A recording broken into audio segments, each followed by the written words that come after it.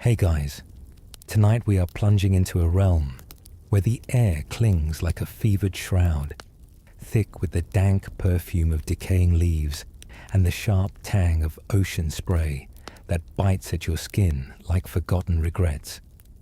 You are standing on a jagged beach, boots sinking into sand that shifts like treacherous whispers, while the relentless humidity wraps around you, turning every breath into a labored sigh of endurance. Before we venture further, if these echoes of history truly soothe your weary mind, pause to like the video and subscribe, only if it feels right. And tell me in the comments, where are you listening from, and what time marks the start of your night? I am always amazed at how these tales connect us across miles and moments. Now, dim the lights, perhaps switch on a soft fan for that gentle oceanic hum, and let us ease into the story together. You are a young Marine in 1942, thrust into the sweltering grip of Guadalcanal during Operation Watchtower, where the jungle's unyielding heat and hidden perils become your first silent foes, blurring the line between survival and surrender. Breathe deeply as we begin, one vivid memory at a time. You step off the landing craft, and the world shifts beneath your boots like a living thing, uncertain and unforgiving. The sand gives way first, coarse and unforgiving under the weight of your pack, but it is the air that strikes hardest, a heavy veil that drapes over you, thick with moisture that seeps into every pore, turning your skin into a map of sweat and anticipation. It is August 1942, and you are part of Operation Watchtower, the first major American offensive on land in this vast Pacific War. Yet already the island of Guadalcanal feels less like a battlefield and more like a forgotten dream, where the boundaries between body and environment blur into one endless struggle. The humidity clings, relentless, hovering at 90% or more, wrapping around your lungs like invisible chains, each breath a quiet negotiation with the heat that climbs to 40 degrees Celsius by midday. You glance at the horizon, where the jungle rises like a wall of shadowed secrets, its edges dissolving into mist, and wonder if this place was ever meant for men like you. Raw recruits thrust from training camps into a theater where nature itself seems to conspire against survival. As you push forward, the ground transforms without warning. A sudden rain bursts from the sky, not the gentle showers of home, but a torrent that hammers down like judgment, turning the earth into a viscous red mud that sucks at your heels with a possessive grip. It clings, this mud, like guilt you cannot shake, staining your fatigues and weighing down your steps until every movement feels like wading through molasses laced with malice. The beach behind you fades into a haze of spray and foam, the ocean's salt lingering on your lips, a bitter reminder of the vast waters that brought you here, yet now seem impossibly distant. Ahead, the jungle exhales its own breath, a dank perfume of decaying leaves and overripe fruit, mingled with the sharp tang of salt water that permeates everything, as if the sea and land have conspired in some ancient pact to erode the resolve of intruders. You wipe your brow, but the gesture is futile. The dampness is eternal, soaking through your uniform until it hangs like a second sodden skin, chafing at every seam. In these first hours, you learn that dryness is a myth, a fleeting memory from another life, and the island whispers its indifference through the rustle of unseen leaves. Yet it is the smaller assailants that truly test your mettle, creeping in where bullets have yet to fly. Mosquitoes swarm in clouds denser than smoke, their whine a constant undertone to the crash of waves, each one a vector for malaria that historians later argue was underestimated by commanders who planned from maps devoid of such insidious details. You swat at them instinctively, but they persist, drawn to the warmth of your blood, injecting not just itch, but the seeds of fever that will bloom in nights to come. Shaking chills amid the swelter, visions blurring at the edges like watercolor in rain. And then there are the leeches, falling from overhanging branches like dark omens, latching onto exposed skin with a silent tenacity that borders on the absurd. One attaches to your neck, bloated and unyielding, and in a moment of wry resignation, you name it earnest, as if bestowing identity might tame its hunger. A quiet acknowledgement that companionship in this hell comes in forms you never imagined. The quirk sticks, a private ritual born from the absurdity of it all, where even parasites earn a grudging familiarity amid the isolation. Dipping your canteen into a murky stream, you improvise with whatever the jungle offers. Broad banana leaves wrapped around your ankles like makeshift armor, their slick surface a fleeting barrier against the relentless invasion. Deeper into the undergrowth, the assault intensifies, though not from the enemy you were briefed on. The Japanese hold the airfield, their presence a shadow yet to materialize, but the environment presses its claim first, a general without uniform or mercy. Vines tangle your rifle strap, thorns snag at your sleeves like accusatory fingers, and the perpetual wetness fosters jungle rot that gnaws at your feet, turning skin raw and vulnerable in ways no drill sergeant could prepare you for. Dysentery lurks in every unboiled sip, a traitor within that twists your guts into knots, forcing hurried retreats to the underbrush where dignity dissolves in the mud. Historians still debate whether the High Command truly grasped how this tropical crucible would sap strength before a single shot was fired, or if they gambled on speed to outpace the decay, but you feel it in your bones. The island's quiet defiance, eroding resolve one blister at a time. You pause under a canopy that filters sunlight into fractured shards, breathing in the salty air laced with rot, and let the rhythm steady you. Inhale the brine, exhale the doubt. It is a small act of defiance, this measured breath, amid a landscape that devours the unwary. The rain eases, leaving behind a steam that rises like ghosts from the soil, blurring the line between earth and sky. Your squad advances in ragged formation, boots squelching in unison, a symphony of persistence against the encroaching green. The heat builds again, a furnace stoked by the sun's indifferent gaze, pressing down until your helmet feels like a crown of lead, and your pack a burden of forgotten promises. Yet in this furnace, something stirs, a faint appreciation for the tenacity it demands, an echo of the human spirit that historians will later laud as the forge of victory, though you sense only the raw edge of endurance. The mud pulls, the air weighs, but you press on, each step a testament to the fragile miracle of persistence. Leeches detach with a flick, mosquitoes scatter briefly, and the jungle's perfume lingers, a reminder that survival here is not conquest, but communion with forces older than war. Breathe slowly now, letting the humidity fill you, not as foe, but as a fleeting companion in this vast, unyielding expanse. As twilight creeps in, the island reveals another layer, the heat lingering like a reluctant lover, while the first hints of night bring a deceptive coolness that masks deeper threats. Your fingers trace the edge of your bayonet, grounding you in the tangible amid the abstract haze of fatigue.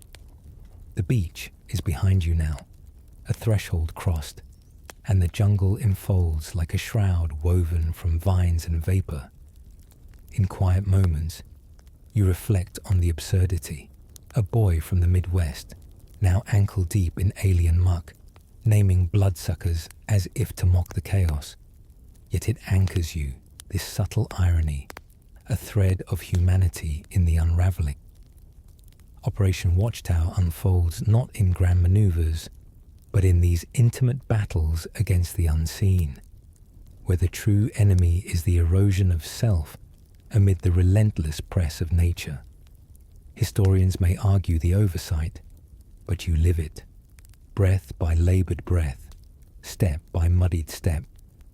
The air thickens further, carrying whispers of what lies ahead, yet for now you endure, a solitary figure in a tapestry of green and grey, where every inhalation is a quiet victory over oblivion.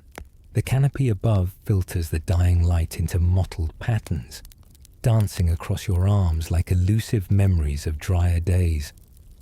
You adjust your gear, the weight shifting uncomfortably, a constant reminder of the loads carried, not just ammunition and rations, but the invisible freight of expectation and fear. The mud has claimed one bootlace already, snapped in the pull, and you tie a hasty knot with fingers slick from sweat, improvising as the island demands. Ernest the leech is gone, discarded with a flick, but others wait in the shadows, patient as fate. The humidity presses inward, turning thought sluggish, yet it sharpens senses too. The faint rustle of leaves, the distant call of a bird that might be warning or mockery. In this liminal space between arrival and engagement, you sense the island's ancient rhythm, indifferent to the flags men plant upon it. Breathe in the salty haze once more, letting it mingle with the rot, an elixir of resilience forged in discomfort. The war has begun for you not with gunfire, but with this silent siege, where endurance whispers its tales of quiet heroism. Night falls fully, the heat retreating just enough to allow a shiver, though the air remains a blanket soaked in fever. Your squad hunkers down in a makeshift perimeter, the jungle's breath now a chorus of unseen life. Crickets chirping in defiance, leaves sighing under unseen winds. The mud hardens slightly in the cool, but it will soften again with dawn's return, a cycle as inevitable as the tides that brought you here.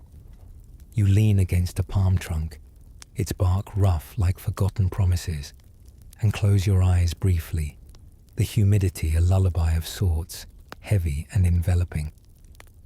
In this pause, the wry thought surfaces.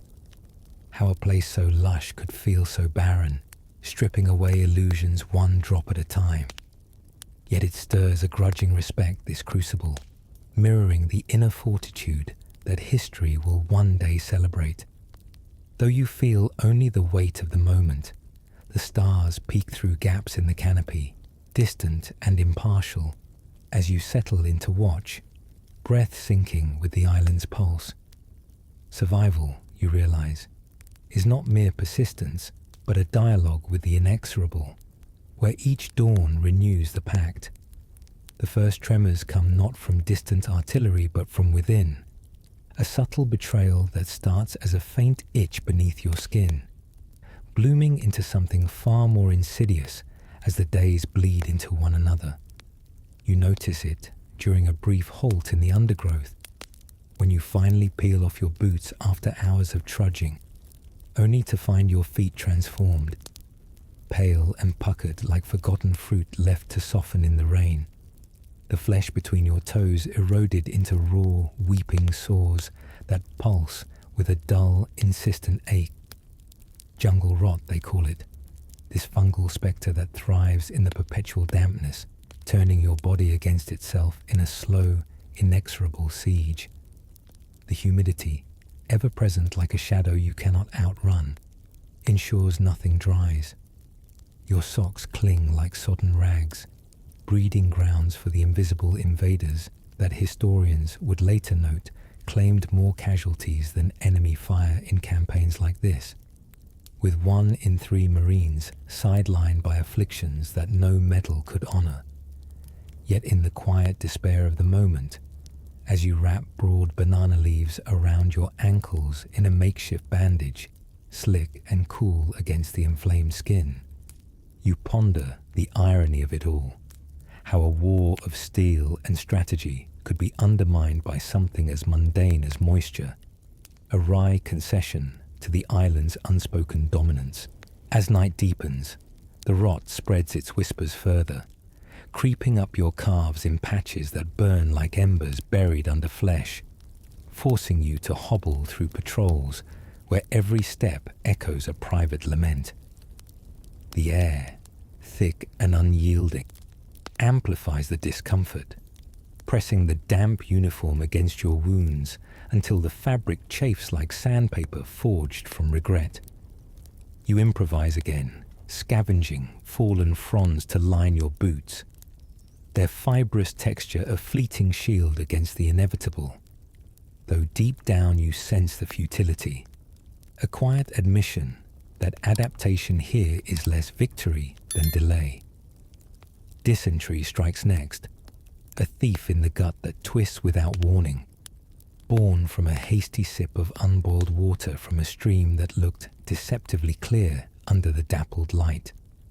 It begins as a rumble, low and ominous, building to cramps that double you over in the underbrush, where privacy dissolves into vulnerability, and the blood-streaked evidence leaves you weakened, hollowed out like a shell washed ashore. Historians still argue whether such ailments were mere oversights in planning, or inevitable tolls of a theatre where logistics stretch thin across oceans. But you feel the weight in your hollowed frame, each episode a reminder that survival demands a vigilance turned inward, against foes that strike without fanfare or glory.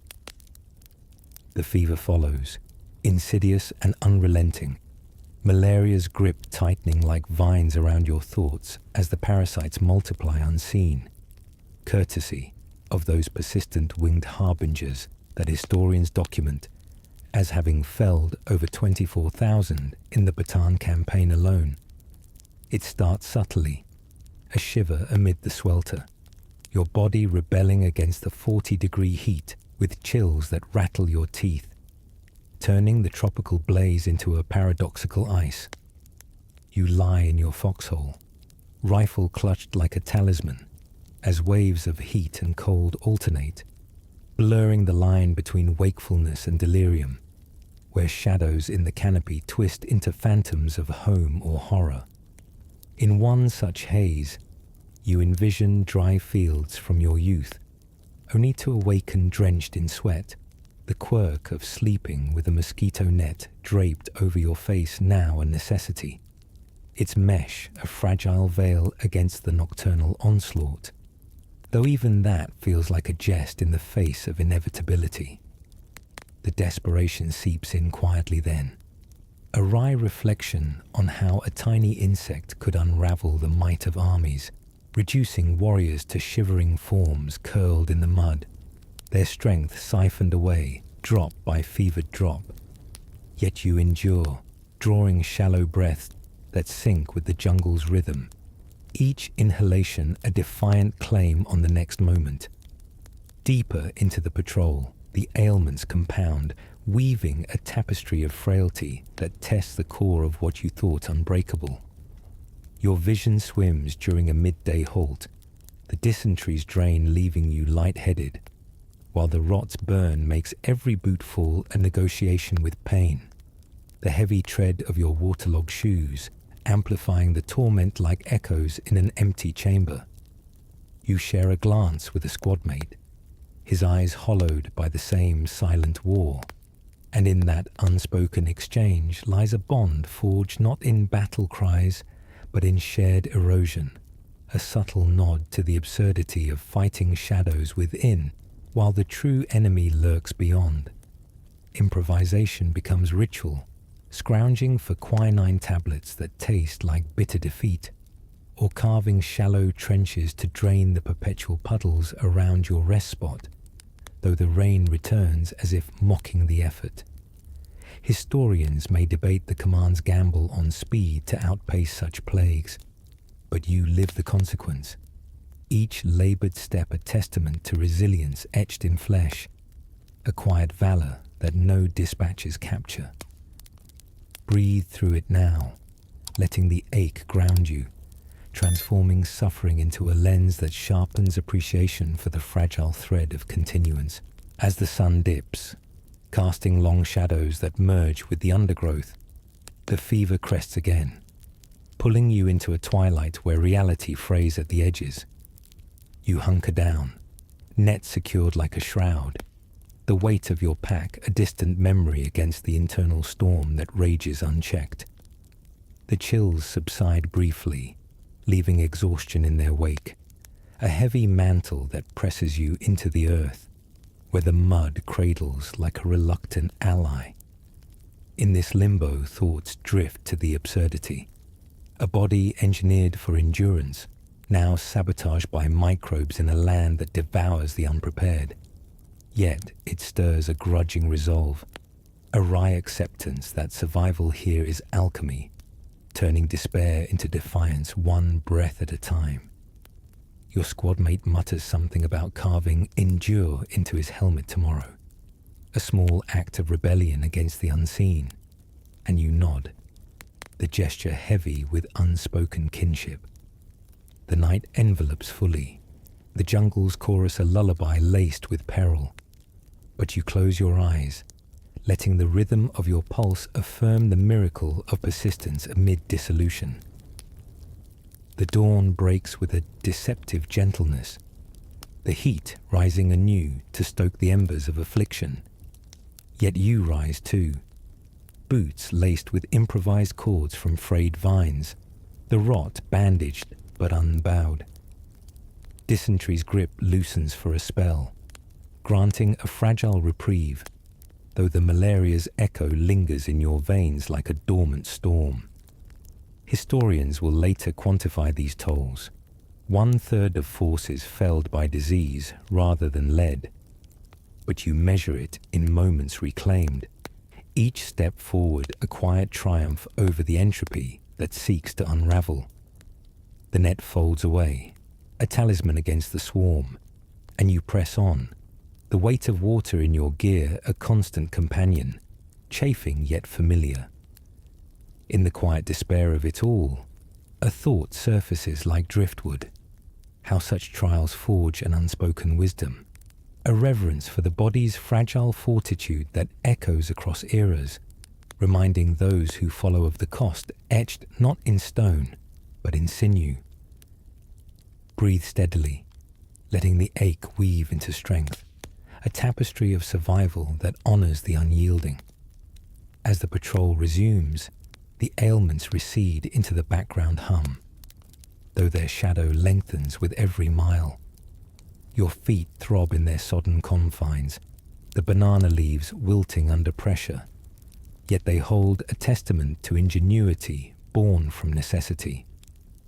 The fever simmers low, granting clarity amid the haze, where the jungle's vast indifference mirrors the war's impersonal grind, a wry parallel that tempers expectation with endurance. You share a canteen with care, boiling water over a hasty fire, the steam rising like fleeting hopes, warding off the dysentery's return. Historians argue the oversight in supplies for such plagues, but you adapt, carving your path through the undergrowth, with a resolve honed by invisible battles. The air thickens once more, but you inhale deeply, transforming the burden into ballast, anchoring you to the present where survival whispers its eternal truths. The darkness settles like a veil drawn tight across the jungle's throat, muffling the world into a hush where even your heartbeat feels exposed, a fragile rhythm against the vast, indifferent night. It is late August 1942, and you huddle in a shallow trench along the Teneroo River, the water's lazy murmur a deceptive lullaby that masks the tension coiling in the air like smoke from an unseen fire.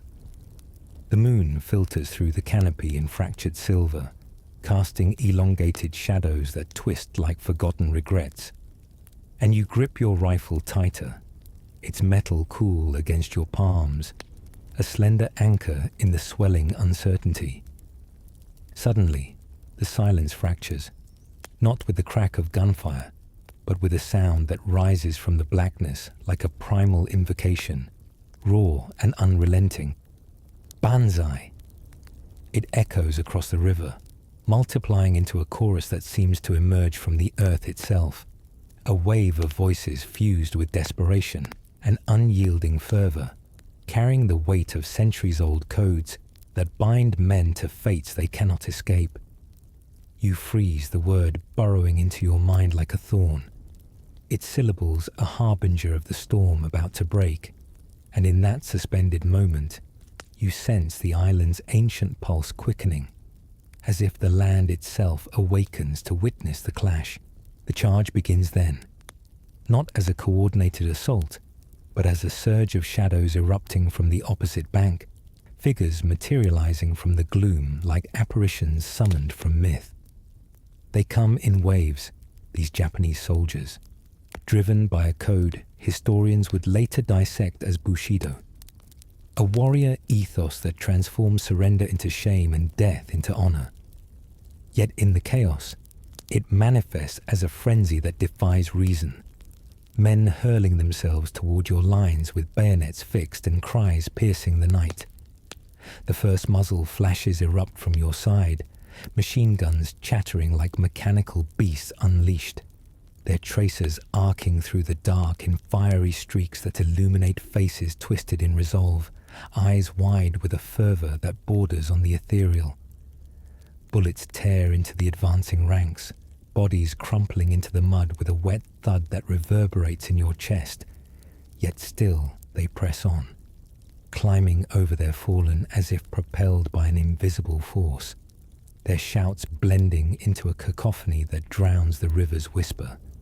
You fire methodically, the recoil jolting your shoulder like a punctuation to each life interrupted, and amid the acrid smoke that stings your eyes, a quiet reflection surfaces. How such an unyielding spirit could forge unbreakable chains, turning valor into a pyre where humanity flickers and fades. Linking the bursts of gunfire, the night dissolves into fragments of light and shadow, where time stretches like taffy pulled thin, each second a lifetime etched in sulfur and blood. The Japanese pour across the shallow ford, their uniforms sodden and clinging like second skins forged from resolve, and you watch as one soldier, wounded yet undeterred, staggers forward with a grenade clutched like a talisman, only to be cut down mere yards from your position, his final cry swallowed by the roar. Historians still argue whether this Bushido creed served as a strategic edge, fueling tenacity that prolonged defenses across islands, or as a tragic flaw that squandered lives in futile charges, with over 2,000 Japanese lost in Guadalcanal's early skirmishes alone, including nearly 800 at Tenaru. But you feel it viscerally, the weight of that philosophy clashing against your own. Survival not as destiny, but as a gritty negotiation with chance. Each pull of the trigger a bridge between worlds, where desperation breeds a strange kinship, a wry acknowledgement that on this forsaken spit of land, every soul grapples with the same inexorable pull toward oblivion. The air thickens with cordite, its bitter tang coating your tongue, and you reload with hands that tremble not from fear alone, but from the dawning realization that war here is not mere conflict, but a dialogue with the abyss. As the assault intensifies, the riverbank becomes a charnel ground, bodies piling like driftwood caught in a flood, their forms illuminated sporadically by flares that hiss upward like reluctant stars, casting a pallid glow over the carnage. You shift position, mud sucking at your knees, and spot a comrade to your left, his face etched with the same shadowed determination. Firing bursts that mow down another wave before they can close the gap. The banzai cries waver now, fraying at the edges as exhaustion claims its toll. yet the persistence lingers, a testament to a cultural forge that tempers men into instruments of unyielding will, though at costs that echo through generations. In a brief lull, as the guns fall silent and the wounded's moans rise like a dirge, you patch a tear in your uniform with a strip torn from a captured Japanese insignia, sewn on not for disguise but for a superstitious talisman, a quiet nod to borrowing luck from the very shadows that hunt you, born from the desperation that whispers how survival sometimes courts the absurd. Breathe through the haze now, letting the smoke curl away, each exhalation a release of the night's grip, transforming terror into a tapestry woven from threads of endurance. The counterattack ebbs as dawn's first light creeps over the horizon, painting the river in hues of bruised purple and gold. Where the fallen lie entwined in eternal repose, their silence a profound counterpoint to the frenzy that preceded it. You rise from the trench, legs numb from the vigil, and survey the field where over 700 Japanese perished in that single night, against fewer than 50 on your side, a disparity that historians attribute to superior firepower and defensive positioning. Yet you sense the deeper undercurrent, the clash of ideologies where one side's honor demands sacrifice that another views as waste. The air clears slowly, the metallic scent of blood mingling with the jungle's resurgence. And in this fragile interlude, a wry thought drifts unbidden. How the cries that shattered the night now echo as lessons in fragility, reminding that beneath the banners and bullets, every charge is a gamble with the irreplaceable. Your squad regroups, patching wounds and tallying ammunition, the quirk of that sewn patch, a subtle emblem of adaptation, a bridge across the divide where desperation forges unlikely alliances with fate. As the sun climbs, burning away the mist, the battlefield reveals its full tableau.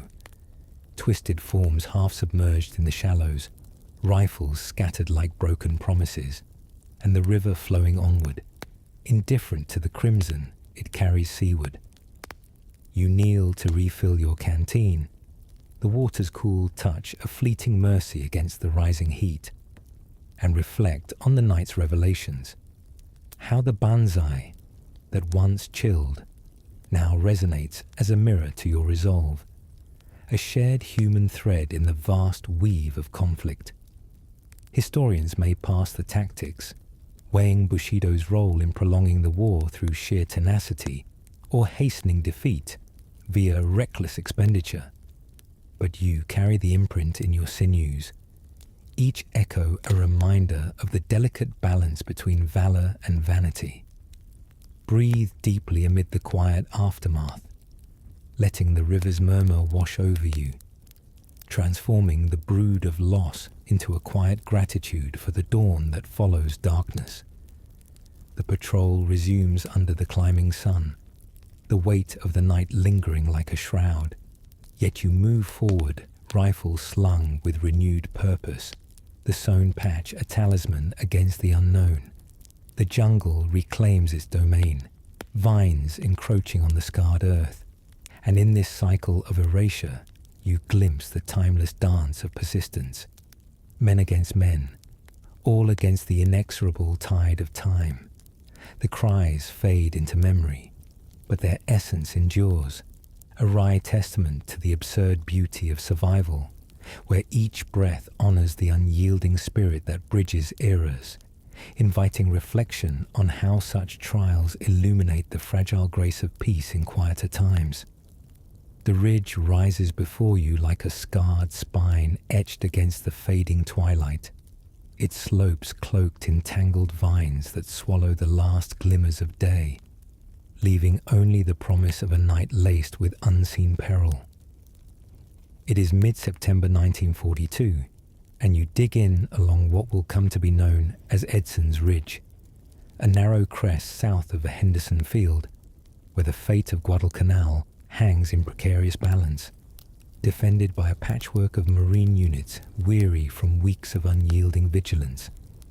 The air hangs heavy with the residue of recent rains, a humid shroud that amplifies every rustle in the underbrush, turning the jungle into a chamber of echoes where silence itself feels like a prelude to fracture. You settle into your foxhole, the earth cool and yielding beneath your knees, and scan the tree line where shadows deepen into voids, wondering if the darkness conceals not just men, but the inexorable pull of destinies intertwined across oceans. Linking the quiet hours, a faint breeze stirs the leaves, carrying the faint metallic scent of an impending storm, and you adjust your helmet, its brim casting a shadow over eyes that have learned to see beyond the visible, into the realm where resolve meets its mirror. As the moon ascends, pale and indifferent, the assault unfolds not with thunder, but with a swelling murmur that builds from the valley below, voices merging into a chant that pierces the veil. Banzai. It surges upward, a tidal force of human will channeled through the night. Japanese soldiers emerging from the gloom in disciplined waves, their silhouettes flickering like flames in a gale.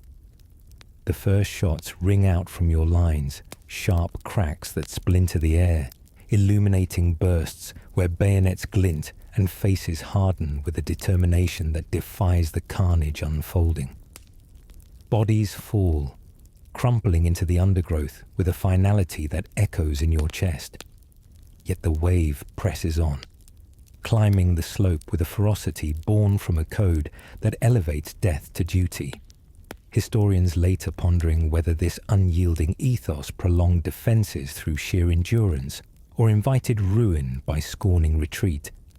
You fire into the advancing shadows, the recoil a jolt that grounds you amid the chaos, each round a thread severed in the vast tapestry of lives colliding here, where over 700 Japanese would perish across those 2 nights against fewer than 60 on your side. A disparity etched not just in numbers, but in the raw calculus of spirit against steel. The ridge becomes a cauldron then, flares arcing skyward like fleeting comets, casting grotesque illuminations over the melee where men grapple in the mud, bayonets clashing with a metallic ring that reverberates through the bone. A comrade beside you slumps suddenly, his cry cut short by a bullet that finds its mark, his form collapsing into the trench like a puppet, with strings severed, leaving a void that swallows the light from his eyes in an instant. The loss registers not as shock, but as a deepening hollow, a quiet erosion where bonds forged in shared hardship dissolve into the night, prompting you to etch "survive" into the liner of your helmet with a knife's edge, a superstitious ward against the inevitable, born from the desperation that whispers how fragile the line between comrade and memory truly is.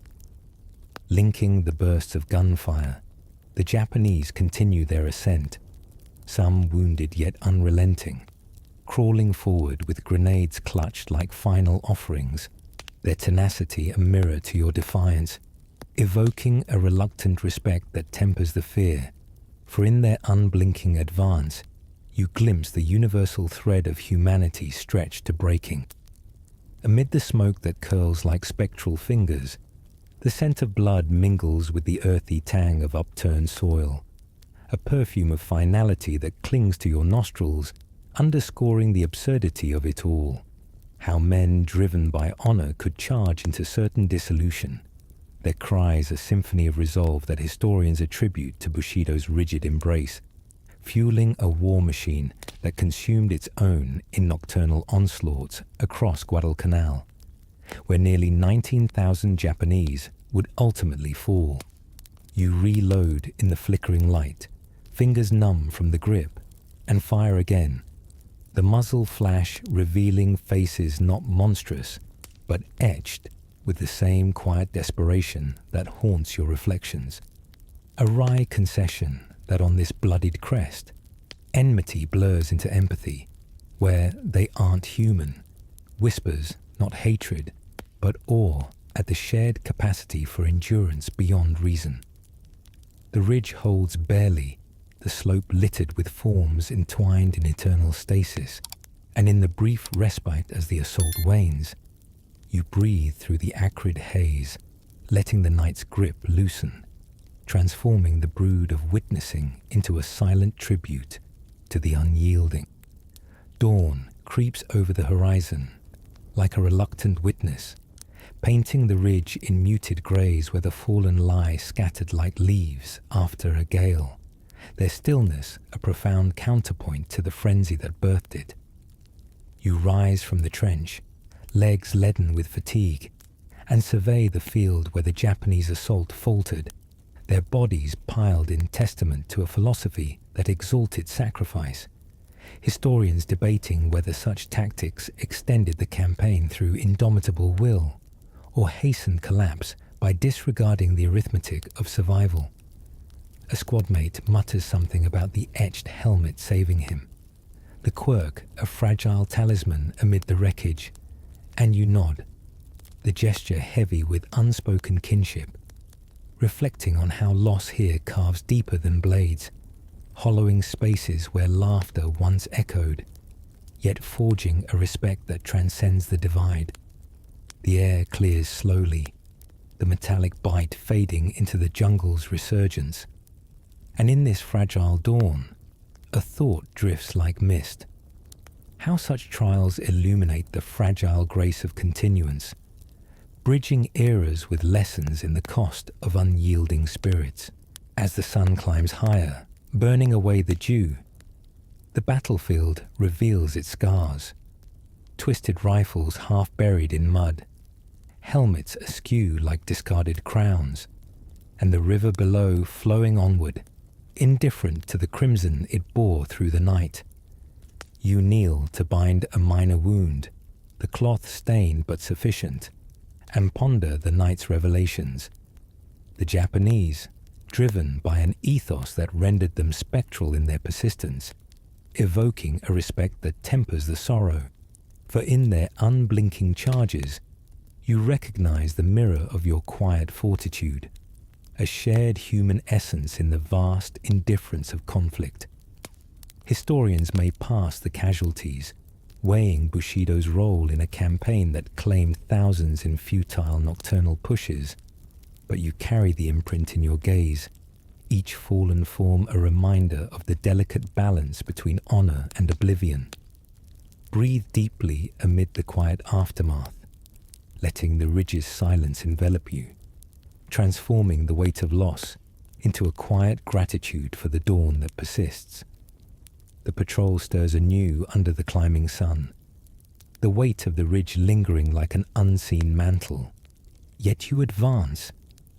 Rifles slung with tempered resolve, the etched survive a subtle emblem of adaptation, a bridge across the chasm where desperation forges unlikely reverence. The jungle reclaims its domain, vines encroaching on the scarred slopes, and in this cycle of renewal, you glimpse the timeless dance of resilience.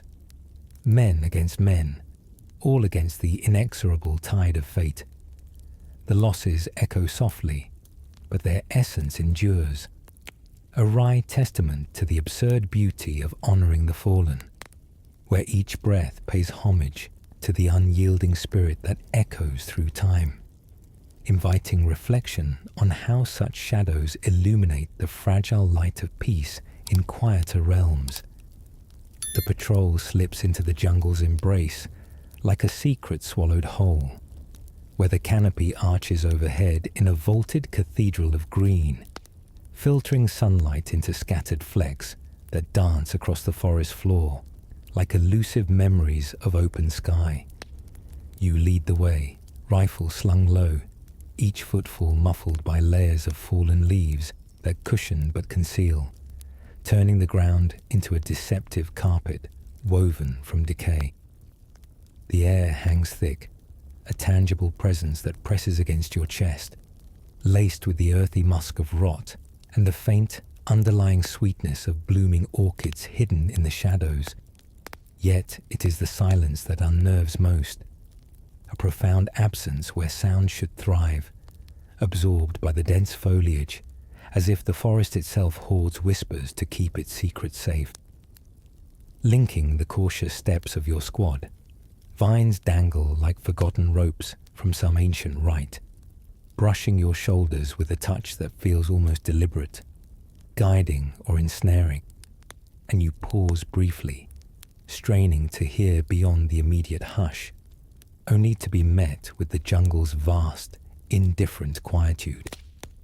Deeper in, the undergrowth thickens, cords of vegetation twisting into barriers that snag at your fatigues, pulling you into a labyrinth where paths dissolve into illusions, and disorientation creeps like fog rising from the soil.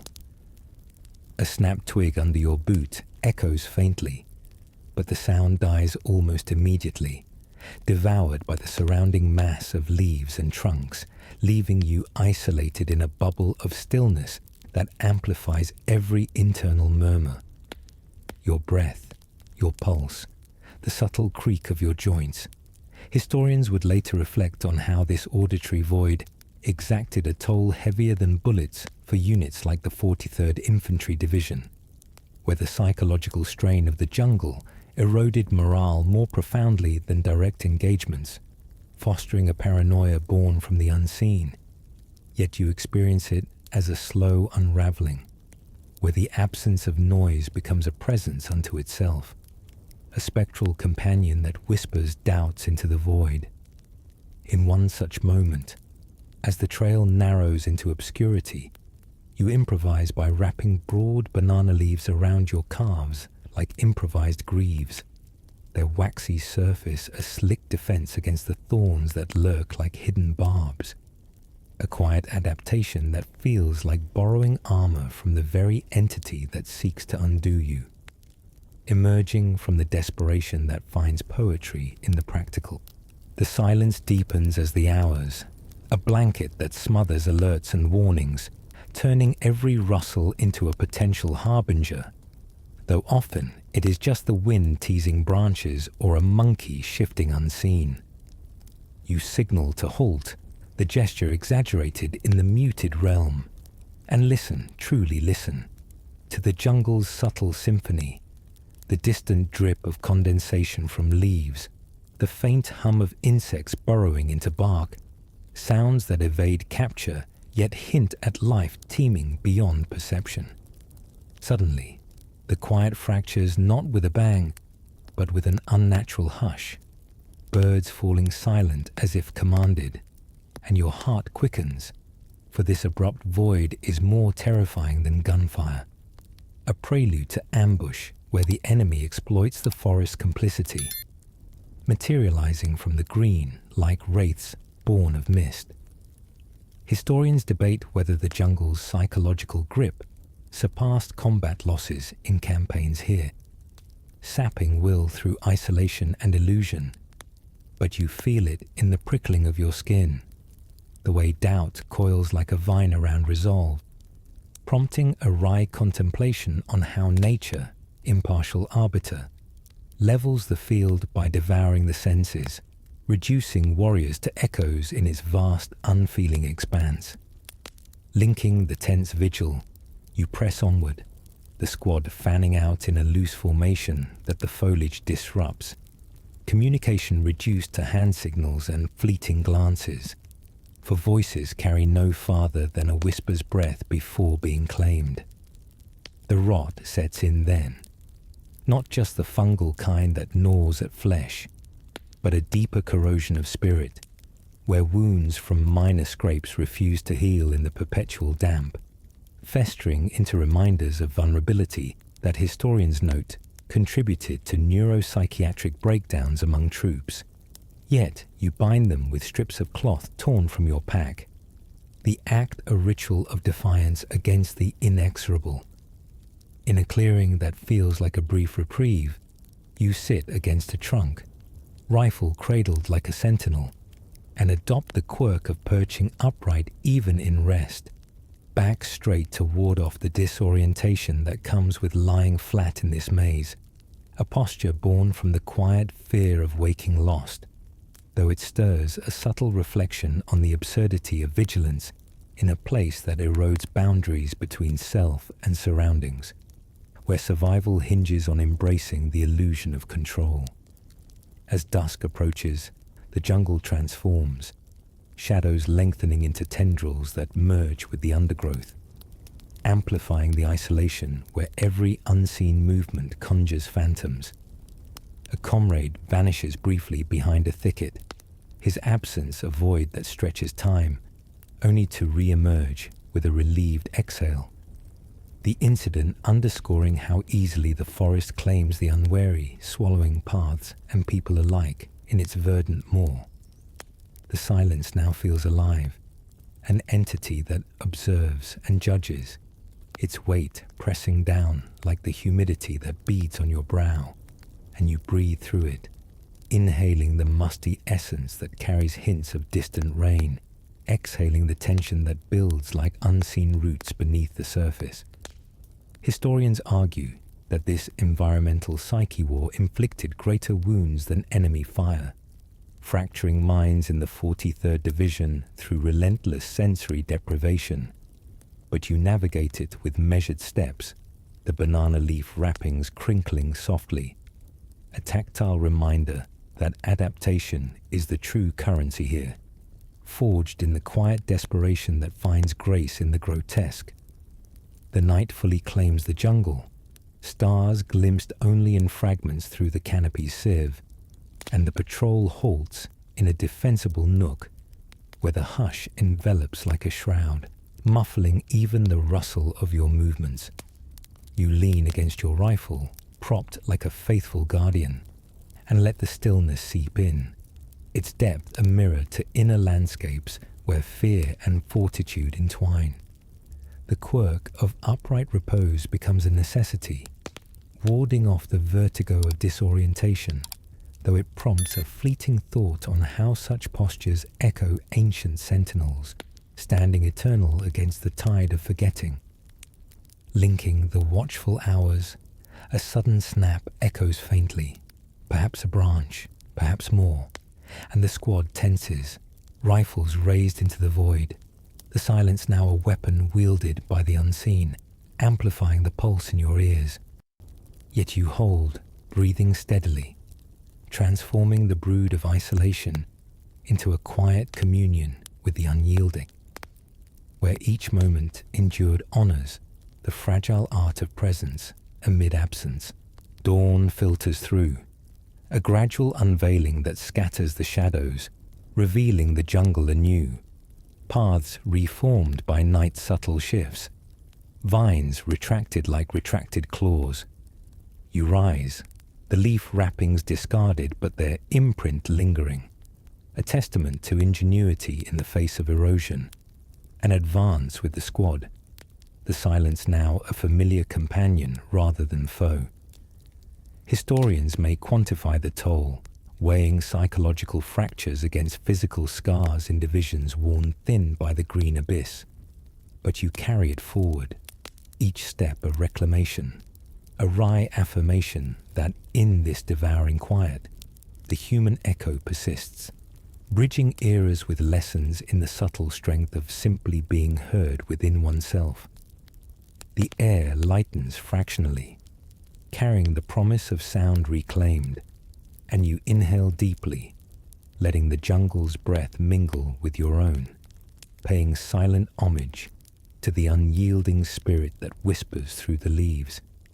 The fever descends like a veil woven from the jungle's breath, subtle at first, a shiver that ripples through your frame amid the oppressive heat that clings to 40 degrees, turning the air into a furnace where cold and fire entwine in paradoxical embrace. You pause during a midday halt, leaning against a gnarled trunk that rises like a sentinel from the forest floor, its bark etched with the passage of countless rains, and feel the initial tremor, a chill that starts in your core and spreads outward, defying the sweat beading on your skin like dew on forgotten relics. Malaria's grasp tightens then, the parasites coursing through your veins like unseen currents in a river of fire. Historians later chronicling how such afflictions ravaged the 43rd Infantry Division with neuropsychiatric shadows that fractured minds as surely as shrapnel splintered bone. Yet you experience it as a slow dissolution, where the body's betrayal mirrors the island's indifferent cruelty. The world tilts slightly, colours intensifying in the dappled light, leaves above shimmering like fragments of shattered emeralds, and you wonder, in a fleeting haze, if this is how the ancients felt when fever gods whispered their names, a wry musing born from the quiet unravelling where desperation paints delirium as destiny's brushstroke. Linking the waves of cold that crash against the swelter, you stagger forward, rifle slung like a crutch against the encroaching weakness, each step a negotiation with limbs that rebel, heavy as if bound by invisible roots burrowing into muscle and marrow. The heat amplifies the irony, pressing down like the weight of unspoken histories, where your body, forged for endurance in distant training fields, now succumbs to invaders too small to see. A subtle reflection on how vast campaigns hinge on microscopic wars, eroding empires from within. Dysentery's echo lingers too, a hollow ache that drains vitality, but the fever dominates now, pulling you into cycles of shuddering chills that rattle your teeth, leaving you curled in a foxhole where the mud cradles like a reluctant confessor, absorbing your tremors without judgment. In these depths, visions emerge unbidden, ghosts in the trees, spectral forms that waver at the periphery, branches twisting into faces from half-remembered dreams, perhaps comrades lost or phantoms of home, blurring the boundary between reality and reverie in a dance that historians attribute to malaria's neural siege, claiming minds in the thousands across Pacific outposts. The squad notices, their glances laden with unspoken concern. But you wave them off, insisting on the watch, though the quirk of sleeping upright becomes your anchor, back pressed against the rifle stock, to ward off the vertigo that comes with surrender to the horizontal. A posture that feels like borrowing stability from the weapon itself, as if its cold metal could ground the swirling chaos within. Night falls with a deceptive gentleness, the fever cresting in waves that distort the stars peeking through gaps in the leaves, turning them into distant fires signaling across voids, and you listen, or try to, for the jungle's cues, the sudden hush of birds that signals peril more surely than shouts, a lesson etched in the division's logs, where silence preceded ambushes that claim the disoriented. Yet in the delirium, the quiet amplifies inner echoes, thoughts drifting to the absurdity of it all, a body besieged by fever in a land that devours the strong, prompting a wry contemplation on how survival mocks preparation, reducing grand strategies to personal pacts with the ephemeral. Breathe through the shivers now, letting each quake release its hold, transforming the brood of isolation into a quiet communion with the resilient. As the patrol resumes under a sun that burns without mercy, the fever simmers low, granting fractured clarity where the jungle's vast indifference mirrors your internal storm. Vines snaking across paths like veins pulsing with hidden life, and you strain to discern the forest's language, the abrupt cessation of insect hum, the unnatural stillness that precedes threat, honing senses sharpened by necessity. Historians debate whether this environmental psyche inflicted wounds deeper than enemy blades, fracturing spirits in the 43rd through relentless illusion and fatigue. But you navigate it with laboured breaths, the upright repose a ritual that preserves equilibrium, though it stirs a subtle musing on how desperation forges habits that border on the sacred, turning vulnerability into veiled strength. The heat presses onward, amplifying the chills that return in fits, your vision swimming as trees morph into spectral guardians, their branches outstretched like arms offering solace or snare, a hallucination that blurs the line between foe and phantom, echoing the division's tales of men lost to fever's grip before bullets found them. Linking the disorienting haze, you halt again, squadmates forming a loose circle where words are spared, for the fever's toll demands economy, and you bind your brow with a damp cloth scavenged from your pack, its coolness a fleeting mercy against the internal blaze. The ghosts persist at the edges, wavering forms that dissolve upon approach, perhaps echoes of the unwary claimed by the green abyss, prompting a quiet reflection on how such visions honor the unseen costs, where try knowledge of history's toll. Thousands felled by malaria's shadow in isolated outposts, weaves interpersonal law, a bridge across time that tempers present gratitude with past shadows. The quirk endures, sleeping seated with the rifle a sentinel, warding off the abyss that yawns in repose, a posture that feels like defying gravity's pull toward surrender, born from the wry acceptance that in this crucible, balance is borrowed from the unyielding.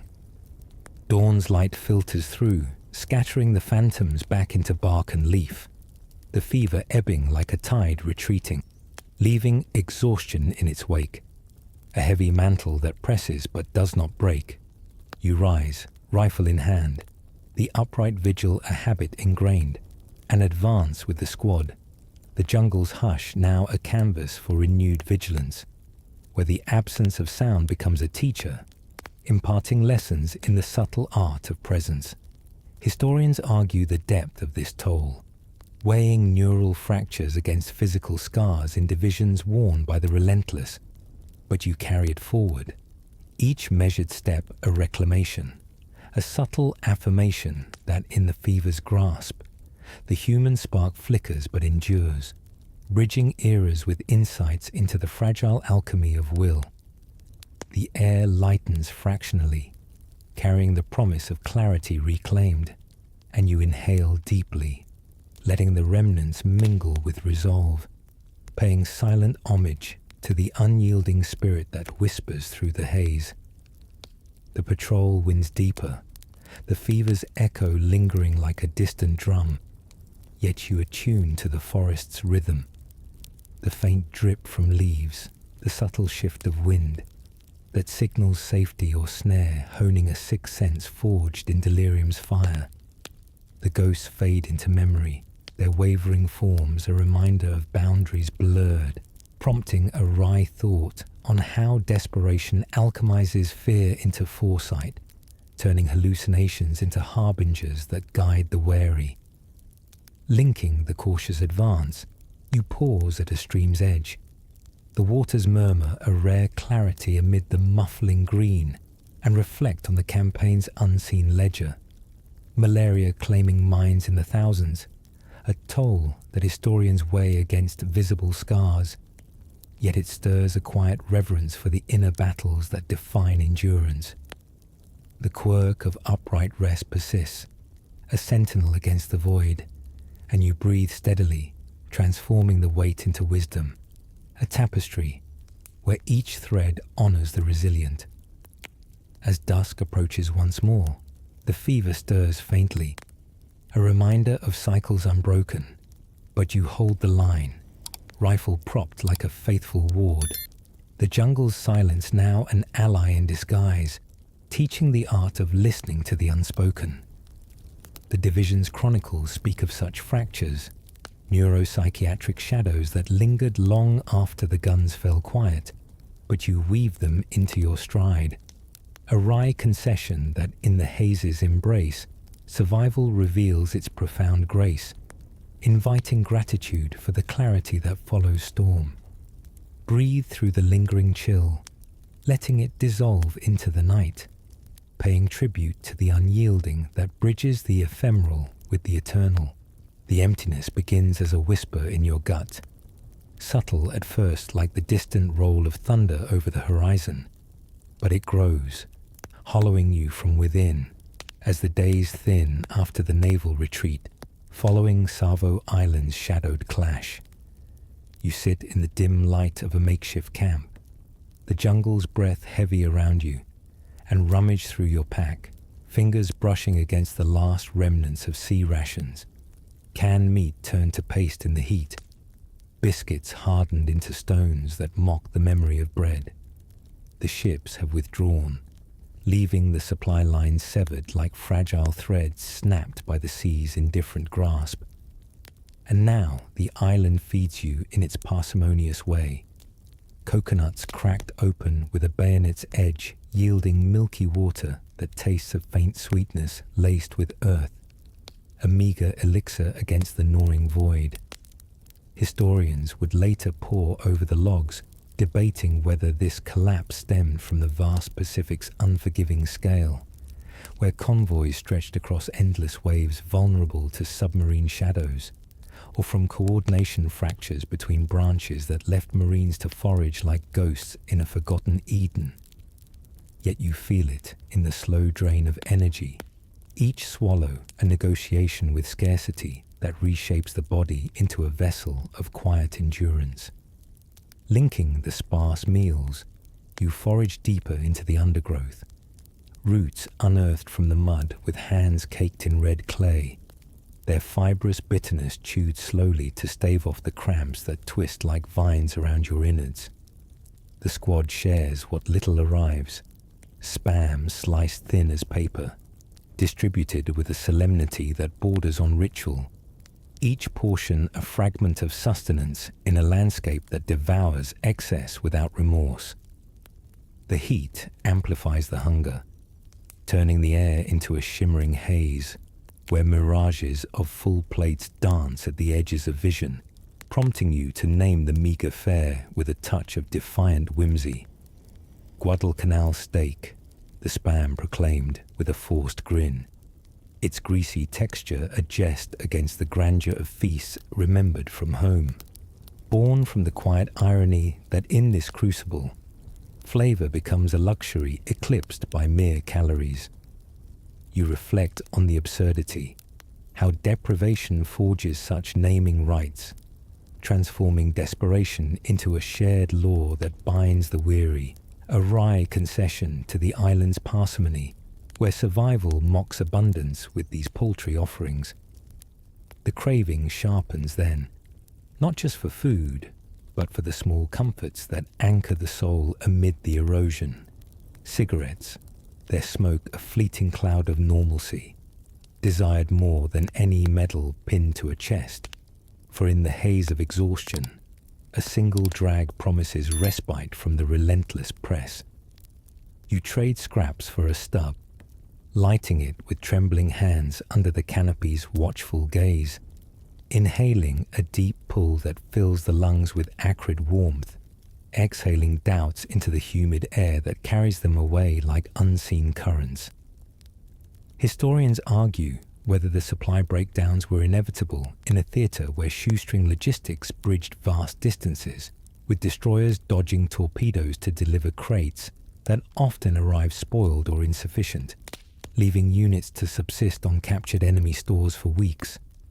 But you live the consequence in the hollow of your cheeks, the way energy ebbs like a tide, retreating, each day a measured ration of will against the void.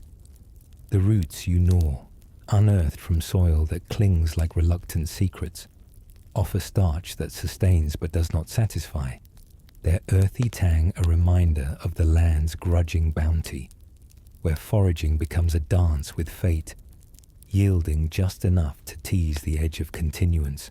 As the sun dips, casting long shadows that merge with the undergrowth, the hunger deepens into a companion that whispers through the quiet hours, turning thoughts inward to memories of abundance that now feel like distant fables.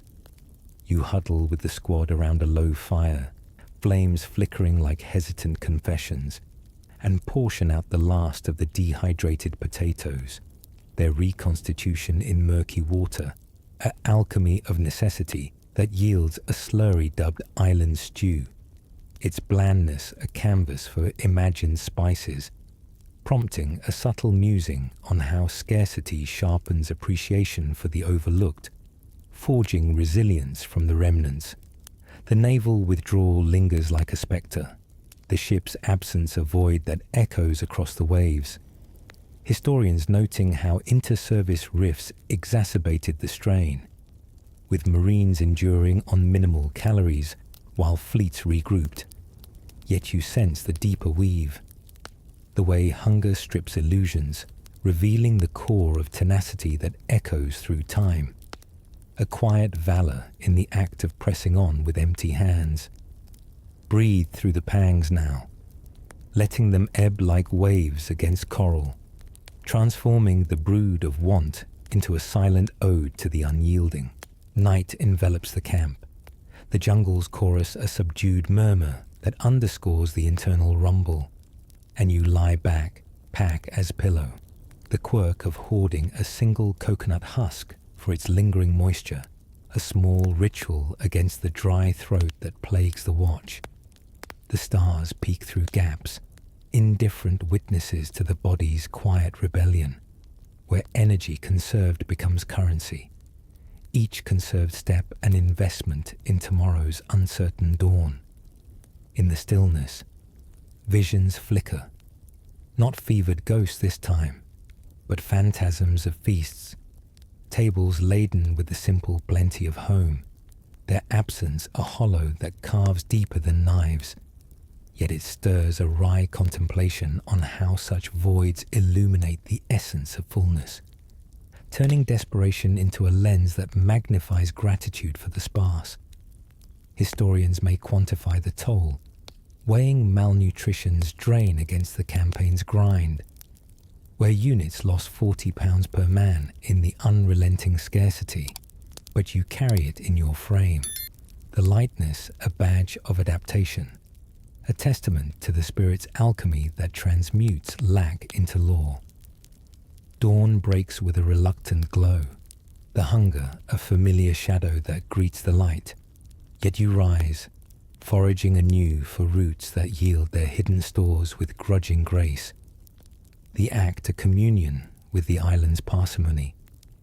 The squad moves out, packs lighter from the depletion, but resolve undimmed, the shared naming of meals a bond that lightens the load, a jest against the void that fosters kinship in the lean.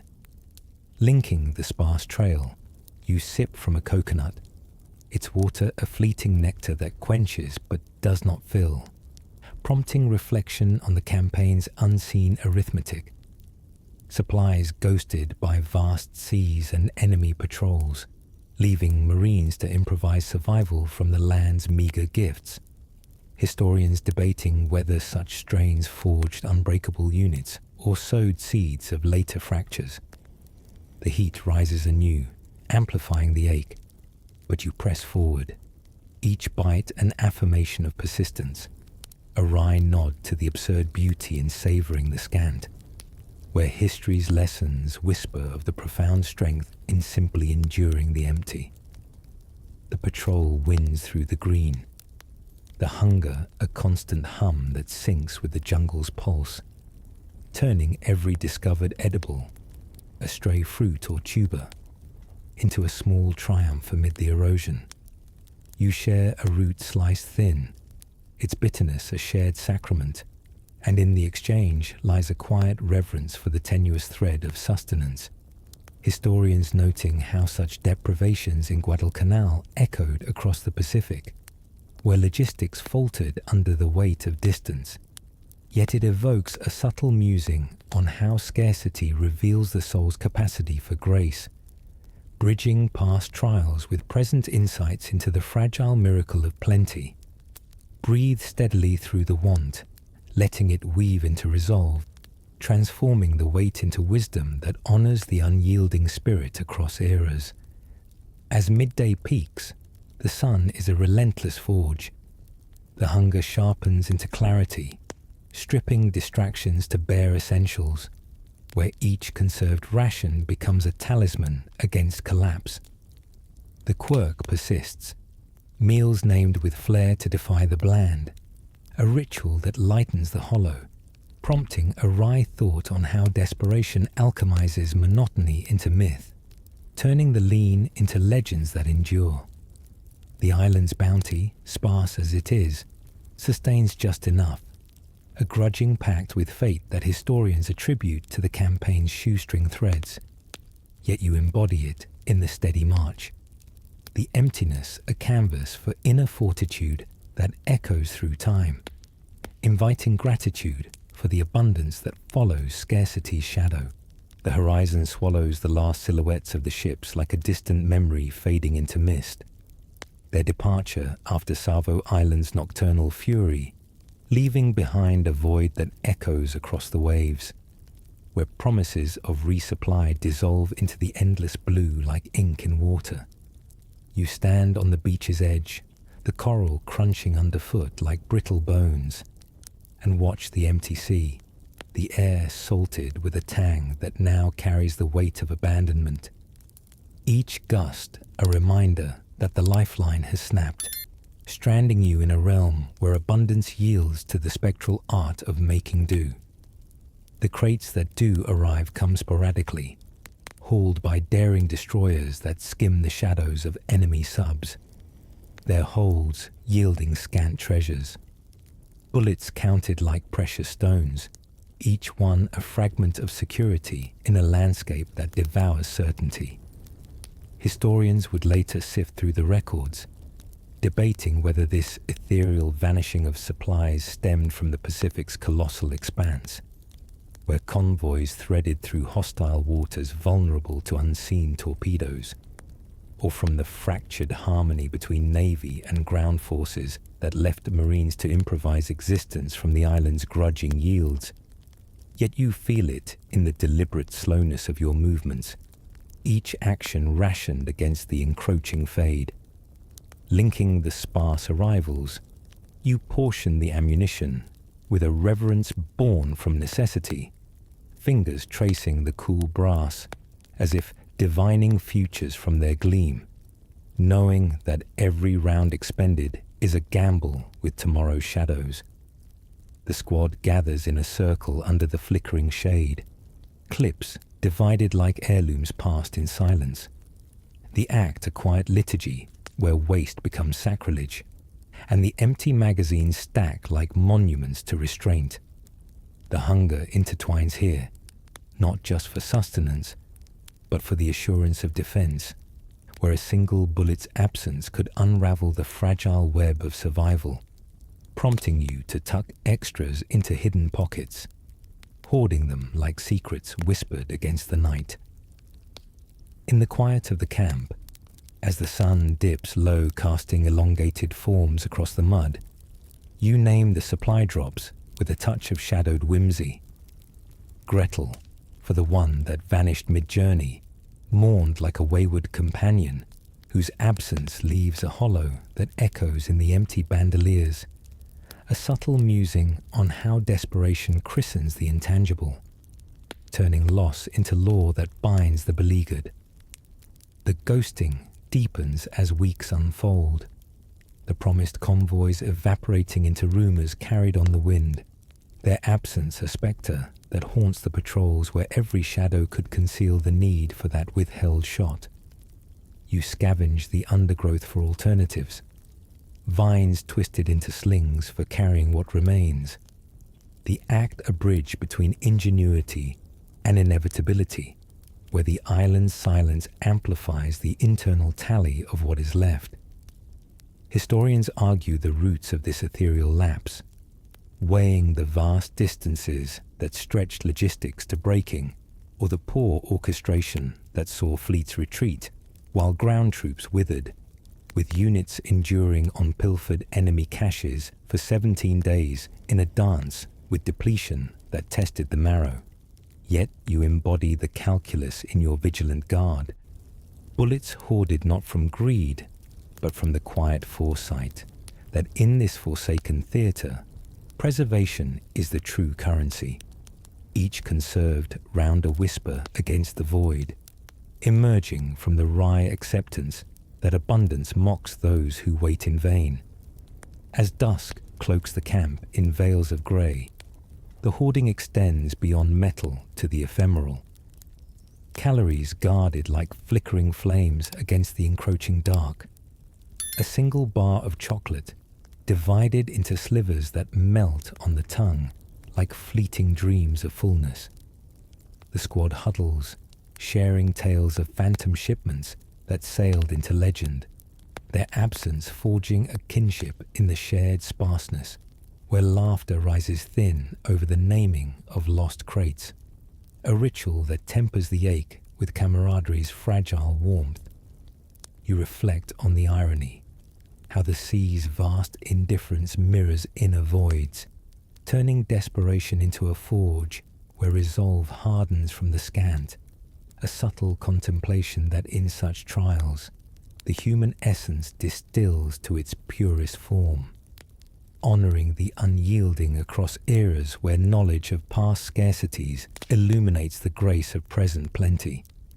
Breathe through the restraint now, letting the weight of withholding settle like sediment, transforming the brood of lack into a quiet symphony of sustenance deferred. The patrols press on under a sun that scorches without pity. The ghosted supplies a shadow that lengthens with each mile, where the rifle's weight feels heavier for the bullets unspoken, hoarded against the unforeseen. You pause at a stream's bend, filling canteens with water boiled over hasty fires, the steam rising like ephemeral hopes that dissipate into the humid air, and divide the last tins with measured precision. Their contents a bland paste that sustains but does not satisfy, prompting a wry nod to the absurdity of valuing such meagre fare as treasures in a land of latent bounty. Historians may pass the breakdowns, attributing them to the Pacific's merciless geometry or the dissonant commands that left ground forces adrift. But you carry the imprint in your vigilant gaze, each hoarded item a testament to adaptation's art, where the invisible threads of logistics unravel to reveal the core of perseverance, a bridge to reflections on how such voids echo through time, fostering gratitude for the seamless flows of modernity. Night descends with a velvet hush, the camp a cluster of silhouettes, where the hoarding becomes nocturnal vigil. Bullets counted under starlight that filters through the leaves like distant reassurances. You lie awake briefly, the quirk of naming the absent a balm against the gnaw. Gretel, invoked in whispers, as if summoning her ghost could conjure crates from the ether. A ritual born from the quiet fusion of hope and resignation that lightens the load of waiting. The jungle's chorus fades into the backdrop, amplifying the internal rhythm of restraint, where each conserved morsel or round pays silent homage to the unyielding, transforming scarcity into a canvas for inner fortitude that historians note forged unbreakable bonds in the lean. Breathe steadily amid the quiet tally, letting the absence weave into wisdom, a tapestry where desperation's subtle alchemy reveals the profound in the sparse. Dawn stirs the camp with reluctant light, the ghosted lines a lingering fog that clears slowly as you shoulder the pack, lighter yet laden with the weight of what is withheld, bullets and bars hoarded like talismans against the encroaching unknown.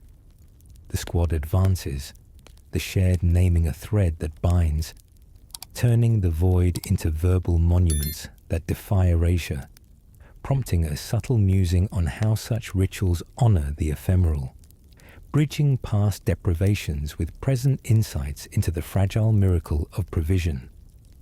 Historians debate the specters of supply, weighing vast seas against command's discord, but you embody the endurance in your measured pace, the hoarding a quiet defiance that echoes across eras, inviting reverence for the abundance that follows the lean shadow. The trail winds onward, the hunger and scarcity a constant hum that syncs with the pulse of March, where each hoarded element becomes a beacon in the haze, the naming quirk a light against the dark that fosters a resilience from the remnants. You share a sliver under the shade, the act a communion that tempers the ache, reflecting on the irony of finding fullness in the fraction, a wry affirmation that in the ghosted wake, the spirit distills to its essence, paying tribute to the unyielding that whispers through the empty spaces. Breathe through the restraint, letting it dissolve into the day, transforming the weight into a silent ode to continuance amid the spectral. The island emerges from the sea like a jagged scar etched upon the ocean skin, its coral ridges rising sharp and unyielding under the relentless sun of September 1944, where Peleliu awaits as a labyrinth forged not by myth, but by human hands burrowed deep into stone. You wade ashore amid the crash of waves that mask the distant thunder of artillery, boots grinding against the pulverized reef that tears at your souls like forgotten grievances. The air thick with salt and sulfur, a prelude to the subterranean world that pulses beneath the surface. The assault begins with optimism shadowed by ignorance, commanders viewing the atoll as a swift conquest. Yet the ground conceals a network of tunnels stretching 18 kilometers, honeycombed into bunkers and caves where the Japanese have woven defense into the very earth, turning rock into ramparts that swallow invaders whole. Linking the initial barrage, you advance inland, the heat pressing down like the weight of unspoken histories, each step sinking into sand that shifts like treacherous loyalties, and you sense the island's quiet defiance, its hidden veins ready to bleed forth resistance in ways no map could foretell. Deeper into the fray, the terrain fractures into a maze of ridges and ravines, where every hollow conceals a portal to the underworld. Bunkers camouflaged with vines that drape like veils over entrances yawning into darkness.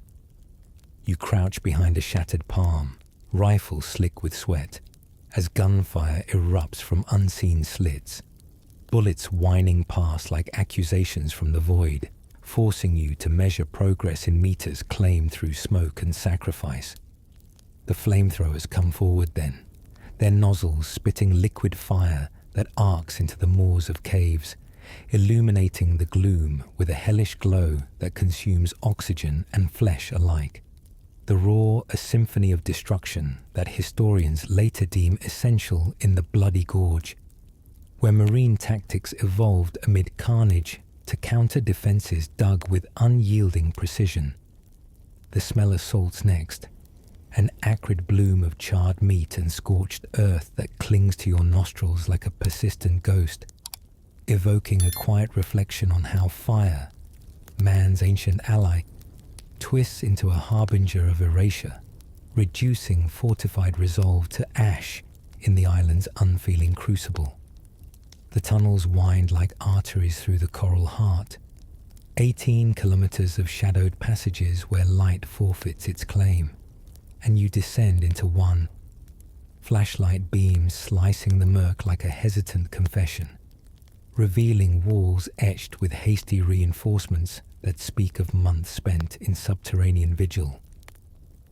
The air thickens here, stale and laced with the metallic tang of gunpowder residue, each breath a labored draw against the confines that press like the embrace of fate itself. Enemies lurk within, their presence felt before seen, a rustle of fabric, a whispered command in a tongue that echoes foreign yet universally human in its urgency. And the clash erupts in confined bursts, grenades rolling like omens into the dark, their explosions reverberating through the stone like judgments rendered in echo.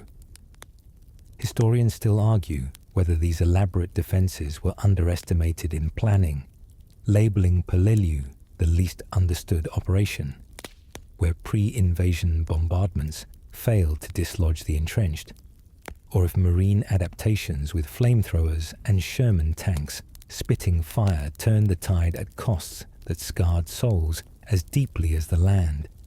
Yet you navigate the gloom with measured caution, each advance a dialogue with the unseen, where desperation forges fleeting insights into the shared fragility beneath opposing banners. Linking the confined skirmishes, you emerge from a cleared bunker, the acrid haze lingering like regret, and encounter a prisoner slumped against the wall, his uniform tattered like pages from a forgotten chronicle, eyes hollowed by the same exhaustion that mirrors your own. In a moment suspended between enmity and empathy, you offer a cigarette from your dwindling pack, the flame flickering between you like a truce forged in smoke. Inhale deeply, as if drawing sustenance from the shared ritual. A subtle musing on how desperation bridges divides, turning foes into fleeting reflections of self amid the island's unyielding forge. The M4A3 Shermans rumble nearby, their flamethrowers purging adjacent caves with jets that illuminate the night in infernal bursts, saving lives at the price of haunting scents that seep into dreams, where the charred remnants whisper of boundaries blurred between salvation and savagery.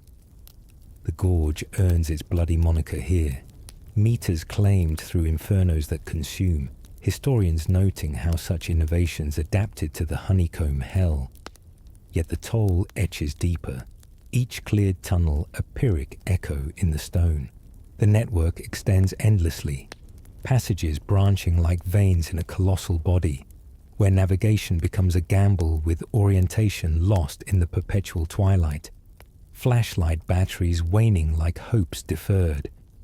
You press on, squad mates close in the confined space, breaths sinking in the stifled air that carries the faint echo of distant detonations, the ground trembling as if the island itself resents the intrusion. A sudden ambush erupts from a side tunnel, figures materializing from the dark with bayonets gleaming like accusations, the melee a tangle of limbs and steel in the narrow confines, where survival hinges on instinct honed by the inexorable. The flamethrower's burst saves the moment, fire flooding the passage like liquid judgment, the ensuing silence heavy with the weight of what was extinguished, prompting a quiet reflection on how such tools, born from necessity, redefine the essence of conquest, turning desperation into a flame that illuminates the absurd intimacy of destruction. Historians debate the operation's miscalculations, where intelligence overlooked the depth of entrenchment, leading to casualties that mounted in the thousands. But you carry the imprint in your singed senses, each cleared meter a testament to adaptation's grim grace amid the coral's unyielding embrace. As the assault grinds forward, the tunnels reveal their layered secrets, storerooms stocked with rice and ammunition, walls inscribed with faded symbols of resolve that speak of lives suspended in the dark, waiting for the inevitable clash. You share the captured cigarette's kin with your squad in a rare lull, the smoke curling upward like prayers unspoken, bridging the chasm where enmity softens into recognition of shared burdens. A wry nod to how isolation forges unlikely pacts, transforming the subterranean into a mirror of mutual endurance. The Shermans advance outside, their flames purging the surface bunkers, the island shuddering under the onslaught, historians later framing Peleliu as a pivot where tactics shifted toward mechanized inferno.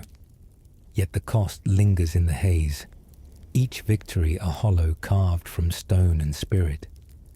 Breathe through the smoke now, letting it dissipate like fleeting illusions, transforming the brood of confinement into a silent reverence for the unyielding that persists beyond the dark. The network finally yields in fragments, cleared passage by passage through fire and grit. The gorge a scarred testament to the clash, where defenses crumbled under adaptation's relentless press.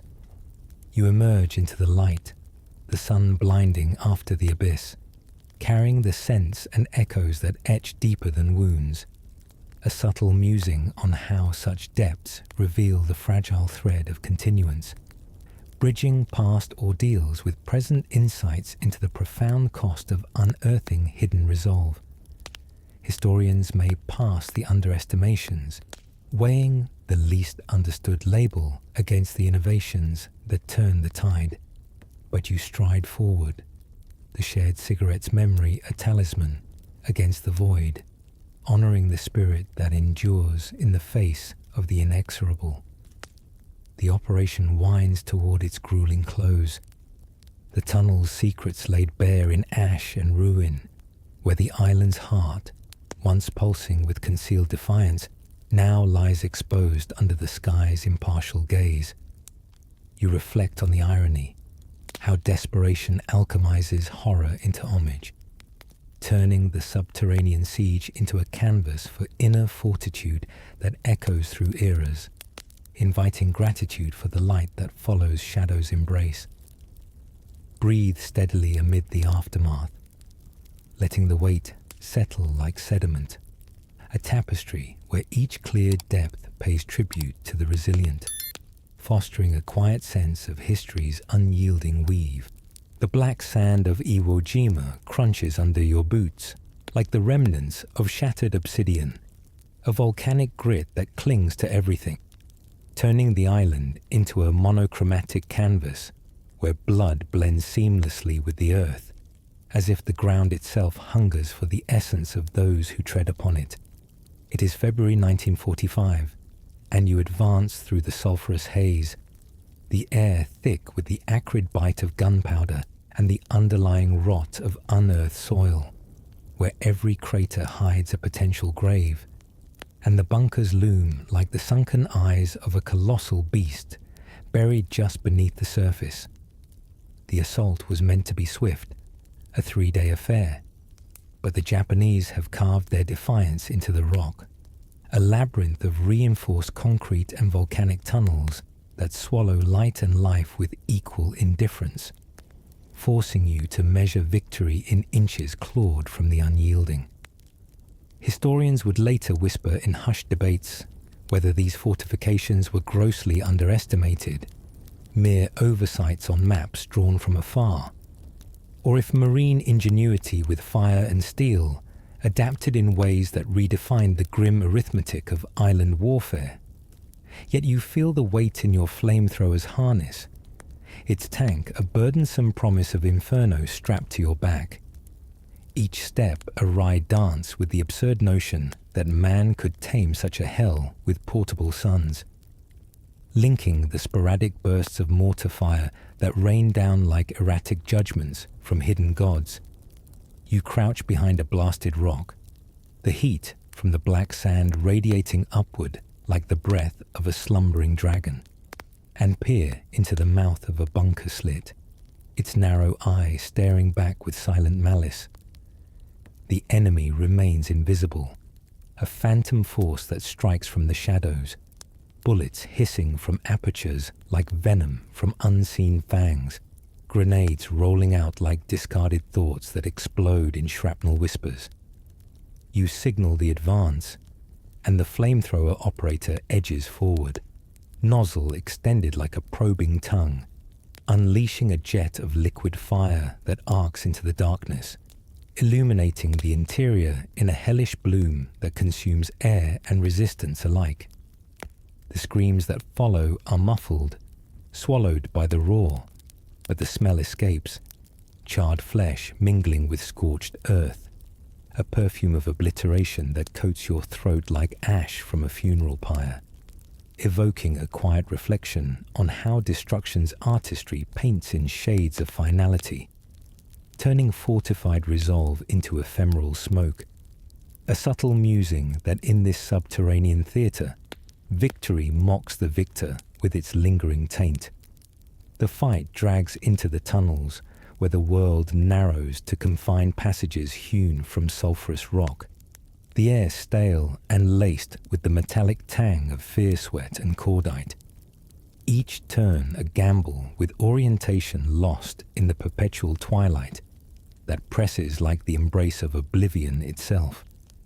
You descend with your squad, flashlight beams slicing the gloom like hesitant confessions, revealing walls buttressed with timber scavenged from the island's sparse life, where the Japanese have woven their existence into the stone.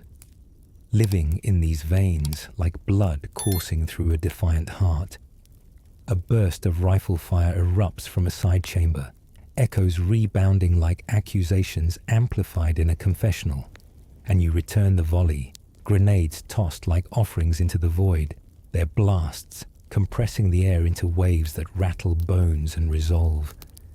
The M4A3 Shermans above lend their fury, flames spewing from modified turrets to purge the surface nests, saving lives at the cost of haunting visions where fire dances like a capricious spirit, consuming all in its path, historians noting how such adaptations turned the tide in what was dubbed the least understood operation.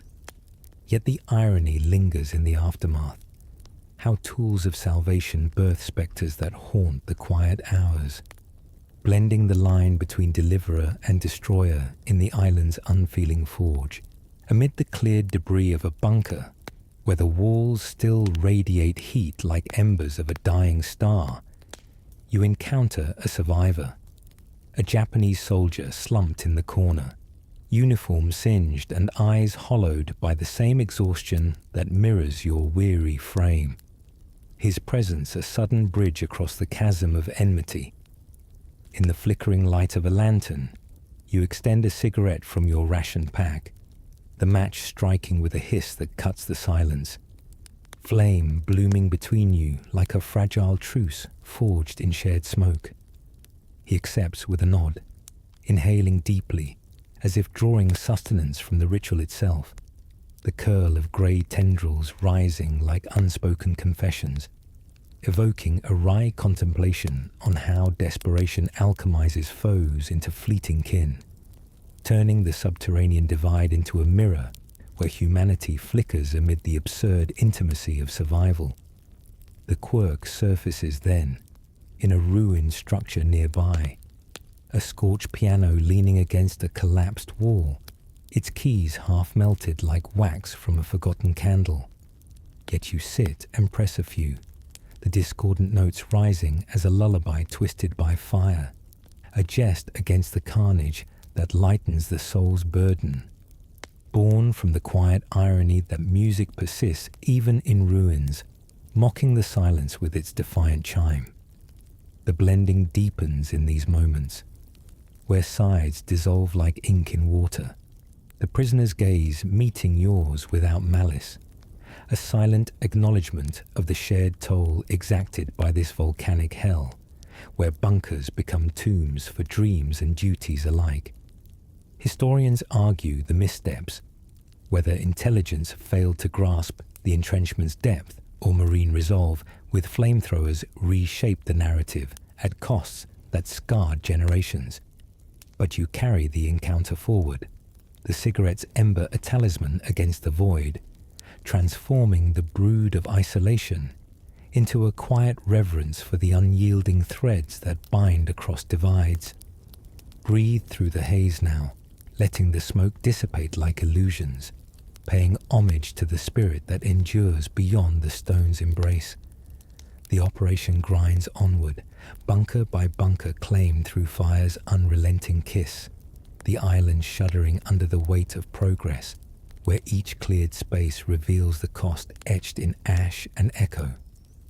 You reflect on the absurdity, how blending in smoke and shadow honors the fragile grace of continuance, bridging past clashes with present insights into the profound irony of unity forged in division, inviting gratitude for the clarity that follows conflict's fog.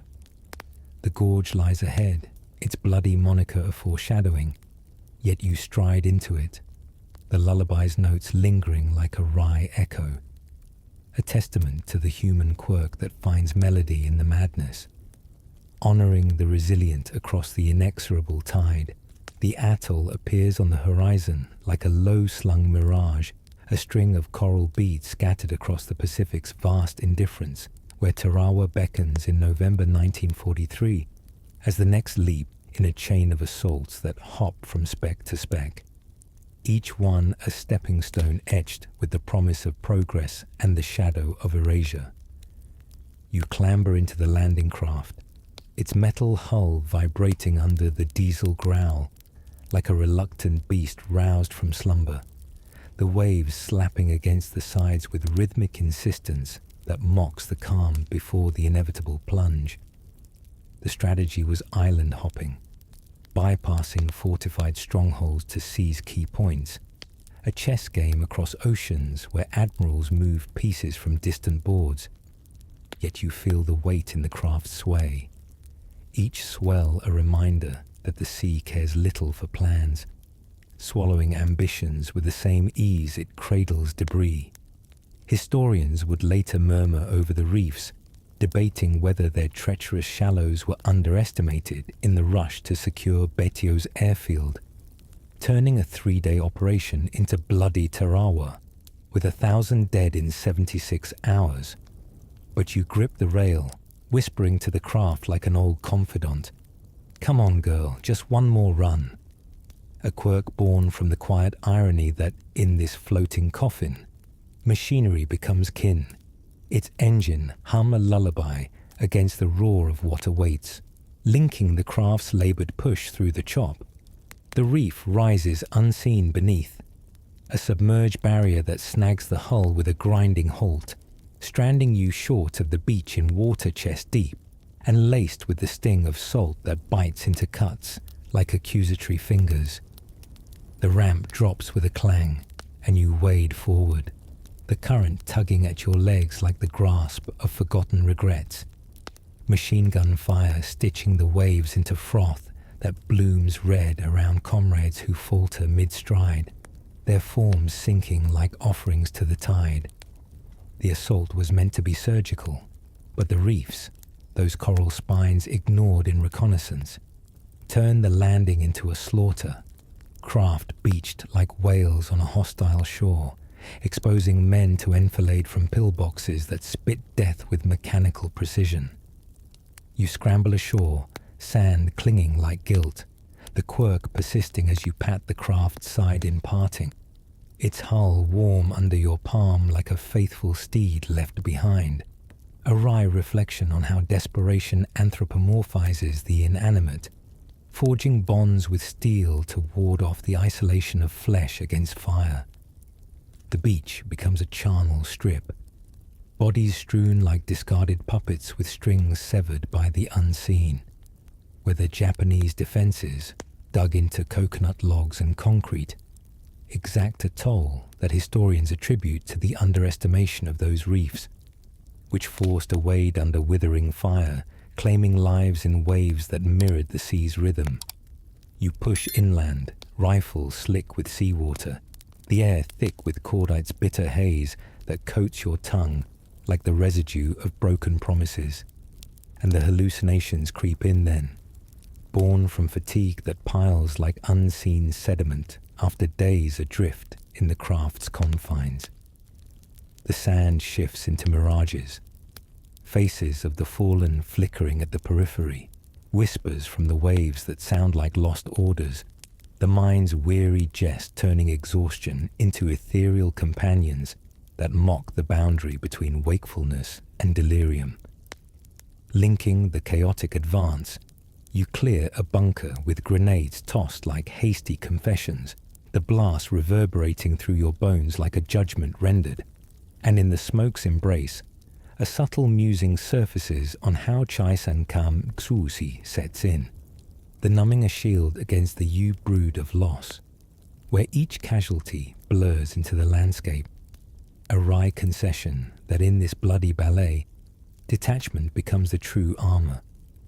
The island hopping demands relentless motion, each conquest a prelude to the next, where Tarawa's airfield, prized for its strategic leap toward Japan, comes at costs that etch deeper than wounds. The reef's betrayal a lesson in the sea's capricious alliance. You hunker in a shell crater, the sun beating down like an impartial inquisitor, and share a captured canteen with a squad mate. The water brackish but cherished, the act of fleeting communion amid the carnage that historians note prolonged the Pacific grind, where underestimations of natural barriers like those corals amplified human tolls, turning operations into ordeals that tested the marrow. The hallucinations intensify in the lulls, fatigue painting the horizon with spectral craft bobbing eternally, their engines humming lullabies that soothe yet unsettle, prompting a quiet reflection on how desperation alchemizes weariness into visions, blending the real with the conjured in a dance that honors the mind's resilient folly. Breathe through the haze now, letting the exhaustion settle like dusk, transforming the brood of isolation into a silent ode to the unyielding that persists beyond the reef's grasp. The fight grinds through the atoll's narrow waist, bunkers falling one by one to dynamite charges that rumble like the island's reluctant sighs, the Japanese holding with a tenacity that commands a grudging nod, their defenses a testament to preparation overlooked in the hop's haste. You advance over bodies that blend with the coral shards, the quirk of whispering to abandoned craft lingering like a talisman, its absurdity a balm against the numbing that creeps like fog, where new faces in the squad are met with distant courtesy, bonds avoided to spare the ache of inevitable severance. Historians debate the reef's role, whether their shallows were dismissed in planning, or if the bloody price forged tactics for future leaps. But you carry the weight in your weary frame, each step a reclamation from the tide's pull, a wry nod to how Chai-san shields the soul, turning sorrow into the quiet fuel of continuance. The airfield looms ahead, its runway a scarred ribbon promising flight from this grounded hell, yet the cost echoes in the silence between bursts, inviting gratitude for the leaps that followed, where knowledge of such trials illuminates the fragile grace of strategy refined. Night cloaks the atoll in velvet shadows. The waves murmur a constant undertone to the sporadic crackle of fire, where hallucinations dance at the edges. Craft hulls rising from the surf like ghosts of departures unmade, their engines purring reassurances that fade with dawn. You rest against a log, rifle cradled like a silent companion, the quirk a private rite that tempers the isolation. A subtle musing on how desperation weaves comfort from the mechanical, blending man and machine in the absurd intimacy of survival. The stars wheel above, indifferent to the hop's chain, historians framing Tarawa as a pivot where reefs taught bitter lessons. Yet the U-brood lingers, a quiet empathy for the unyielding spirits that clashed here, bridging past ordeals with present reverence for the leaps that carve paths through the inexorable. The operation concludes in a haze of smoke and silence, the airfield secured at costs that etch eternal, where the island hopping's rhythm resumes, each step a leap toward horizons unseen, the quirk of craft bond a lingering echo that lightens the load. You reflect on the irony, how numbing becomes the hop's true companion, turning loss into the backdrop of advance, a wry affirmation that in the Pacific's vast game, endurance mocks the fleeting with its persistent grace. Breathe steadily amid the aftermath, letting the waves wash the weight, transforming the melancholy into a tapestry that honors the resilient across the tide's unyielding weave. The Marianas unfold across the horizon like a chain of emerald illusions, each island a verdant speck adrift in the Pacific's vast mockery of isolation, where Saipan materializes in June 1944 as the next bound in this relentless hopscotch toward Tokyo, a leap that promises airfields for B-29s, but delivers a mosaic of cliffs and caves etched with human defiance. You board the transport ship under a sky bruised by impending storms, the deck slick with spray that tastes of salt and unresolved tensions from Tarawa's bloody residue, the vessel groaning like a weary giant resigned to ferry men into the moor once more. The strategy was grand. Seize the chain to choke Japan's supply arteries, a westward thrust historians later hailed as pivotal, yet debated for its underestimation of civilian entanglements that turned battles into tragedies of blurred lines, with over 20,000 Japanese dead in a month of grinding attrition. But you feel it in the ship's heave, each wave a sardonic nudge, reminding that progress mocks the personal with its impersonal grind, turning leaps into lurches where victory's price accumulates like unseen ballast. Linking the monotonous roll of the sea, the landing commences at dawn's hesitant glow, amphibious tractors churning through surf that conceals reefs ready to snag and stall, the craft grinding to a halt short of the beach in water that swirls with deceptive calm, forcing a wade under fire that stitches the waves with leaden threads. You plunge in, water to your waist like a cold embrace that belies the heat rising with the sun. Bullets skipping across the surface like stones thrown by petulant gods. Comrades faltering beside you in sprays of crimson that blend with the foam, their forms claimed by the tide in a farce of anonymity where high casualties, 3,000 in the first days, teach the bitter lesson of detachment, avoiding bonds that snap too easily in the chaos.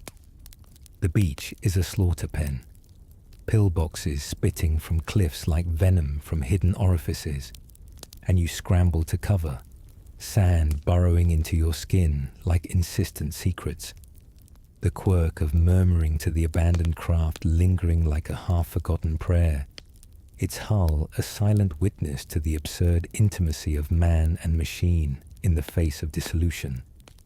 A wry whisper that in this aquatic graveyard, loyalty to steel outlasts the fleeting ties of flesh. The Advance grinds inland through sugarcane fields that sway like mocking spectators, each stalk a veil for snipers who pick at your flanks with precision born from cornered resolve.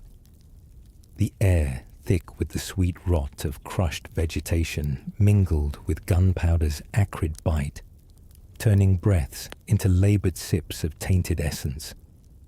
Casualties mount like debts unpaid, the island's terrain a labyrinth of ridges where Japanese defenses blend with civilian bunkers, blurring combatants and innocence in a tragic tapestry that historians attribute to the operation's haste, where the push for B-29 bases overlooked the human weave, leading to mass suicides off cliffs that stained the sea below. You learn Chai-san then, a numbing armor forged from loss, avoiding the new faces in the platoon with a distant nod, their stories untold to spare the ache of mourning, a subtle musing on how desperation alchemizes grief into self-preservation, turning the heart into a vault where connections rust unused, mocking the illusion of camaraderie in a war that devours the unwary. Linking the relentless push, you clear a ruined village, its thatched roofs collapsed like defeated sighs, and amid the rubble, souvenirs emerge. A tattered Japanese flag folded into your pack like a captured whisper, its rising sun emblem faded yet defiant, proof of passage through the fire that you tuck away as a talisman against oblivion. The act becomes ritual, collecting these fragments.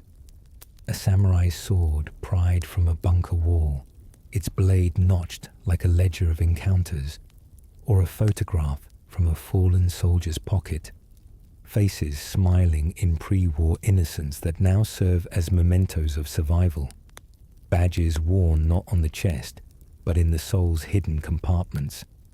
Historians note how such trophies in Saipan echoed across the hop, symbols of triumph amid 29,000 civilian deaths that haunted the victory, yet you hoard them with a quiet fervor, Each item a wry affirmation that in this carousel of conquests, living to claim another's relic mocks death's grasp, transforming desperation into a collector's quiet defiance, where artifacts whisper of lives intersected and outlasted. The cliffs loom then, sheer drops where the sea crashes below like an eternal applause for the fallen, and you witness the blending of horror. Civilians leaping in waves driven by propaganda's poison, their forms tumbling like leaves in a gale, a spectacle that etches deeper than bullets, prompting a numbed reflection on how war's absurdity paints loyalty as self-erasure, turning islands into stages for tragedies that outstrip the tactical. You avoid the recruits' eager queries, their freshness a liability in the calculus of loss, the high toll, over 6,000 Marines wounded or killed, teaching that bonds are luxuries unaffordable in the hop's merciless rhythm, where each island claimed leads to another, a chain that binds with the weight of accumulated ghosts. The sword in your pack presses against your side, a cold reminder of continuance, its hilt wrapped in cloth to silence its clink, a quirk that feels like borrowing honor from the vanquished, evoking a subtle irony that in scavenging the enemy's remnants, you weave your narrative of persistence amid the inexorable. Night cloaks the atoll in inky veils. The waves murmur a constant undertone to sporadic fire that crackles like distant laughter at the folly of it all. Where hallucinations from the grind, faces in the mist, voices from the surf, dance at the edges, fatigue painting the darkness with spectral companions that mock the solitude. You rest against a rock, the flag unfurled briefly under starlight like a captured banner of dreams deferred, its fabric soft against your fingers, a talisman that grounds the Chai-san, turning emotional armor into a quiet archive of survival. Historians debate the hop's undercurrents, whether civilian horrors in Saipan foreshadowed Okinawa's scale or forged tactics for the final thrusts. But you carry the souvenirs forward, each one a wry testament to outlasting the leap, bridging past shadows with present reverence for the fragile art of remembrance in the face of forgetting. The campaign winds toward its grueling close, the airfield secured at costs that echo eternal, where the island hopping's cadence resumes, each bound a testament to the unyielding that mocks the weary with its persistent call. You reflect on the irony, how collecting the fallen's echoes honors the absurd grace of continuance, turning loss into lore that lightens the soul's burden, a subtle nod to how desperation alchemizes grief into guarded treasures, inviting gratitude for the leaps that carve paths through the tide's indifferent weave. Breathe steadily amid the aftermath, letting the waves wash the weight, transforming the melancholy into a tapestry that pays homage to the resilient across the inexorable. The souvenirs nestle in your pack as the ship departs, Saipan receding like a half-remembered nightmare, their presence a silent chorus against the numbing that settles like sediment, where avoiding bonds becomes the hop's quiet creed, a wry concession that in this chain of specks, isolation pays the price for persistence. The sea rolls onward, its vastness a mirror to the inner voids, historians framing the Marianas as a pivot, where civilian tolls reshape the narrative, yet the U-brood lingers, a quiet empathy for the unyielding spirits that clashed there, fostering reverence for the abundance that follows scarcity's shadow in quieter realms.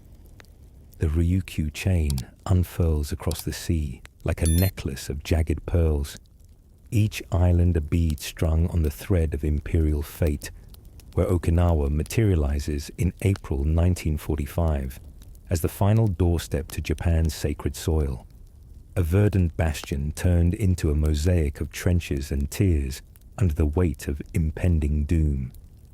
You disembark amid the thunder of naval guns that pound the shore like a dirge composed in steel.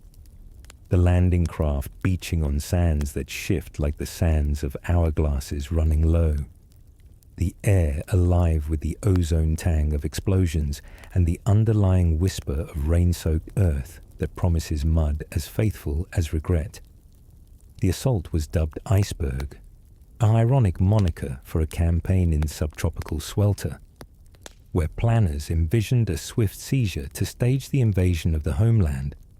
Yet historians would later murmur over the civilian quagmire, debating whether the island's populace, caught in the crossfire of loyalty and survival, shattered Japanese resolve through their tragic exodus, or merely prolonged the agony until atomic shadows fell, claiming over 150,000 lives in 82 days of unrelenting grind. You wade forward, the water to your knees like a baptism in brine laced with foreboding, each wave a sardonic nudge that in this theatre of homes turn battlefields.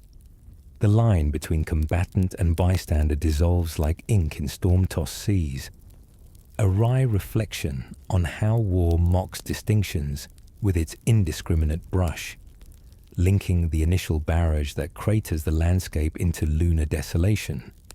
You push inland through villages where thatched roofs sag like defeated shoulders, the paths lined with civilians who emerge from hiding like ghosts roused from uneasy slumber, their eyes hollowed by the propaganda that paints invaders as demons and surrender as damnation.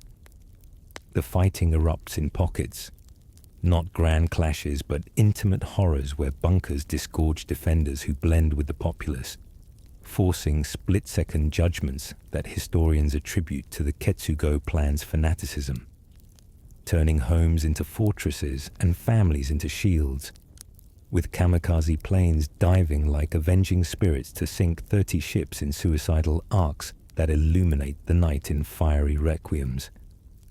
A child darts across your path, clutching a bundle that could be rations or a grenade, and you hesitate, the rifle's barrel wavering like a moral compass spun awry, the moment a farce of humanity where desperation paints innocence as threat, evoking a quiet musing on how the absurd theatre of war turns guardians into gamblers, wagering lives on glimpses in the smoke. The cliffs loom nearby, sheer drops where waves crash below like applause for the fallen, and you witness the leaps, figures tumbling in silent procession, driven by whispers of honor that mock survival with self-erasure, a sardonic spectacle that etches deeper than shrapnel, blending horror with the tragic comedy of loyalties that consume their own. The confusion deepens amid the sugarcane fields that sway like mocking choruses, where snipers fire from civilian huts, forcing clearances that raise structures and spirits alike. The air thick with the acrid bloom of burning thatch that coats your lungs like the residue of broken oaths. You clear a compound, grenades tossed like hasty apologies into the dark, the blasts reverberating through your frame like judgments echoed in a confessional, only to find the aftermath strewn with non-combatants caught in the web, their forms entwined with the uniformed in a macabre equality that historians note prolonged the battle.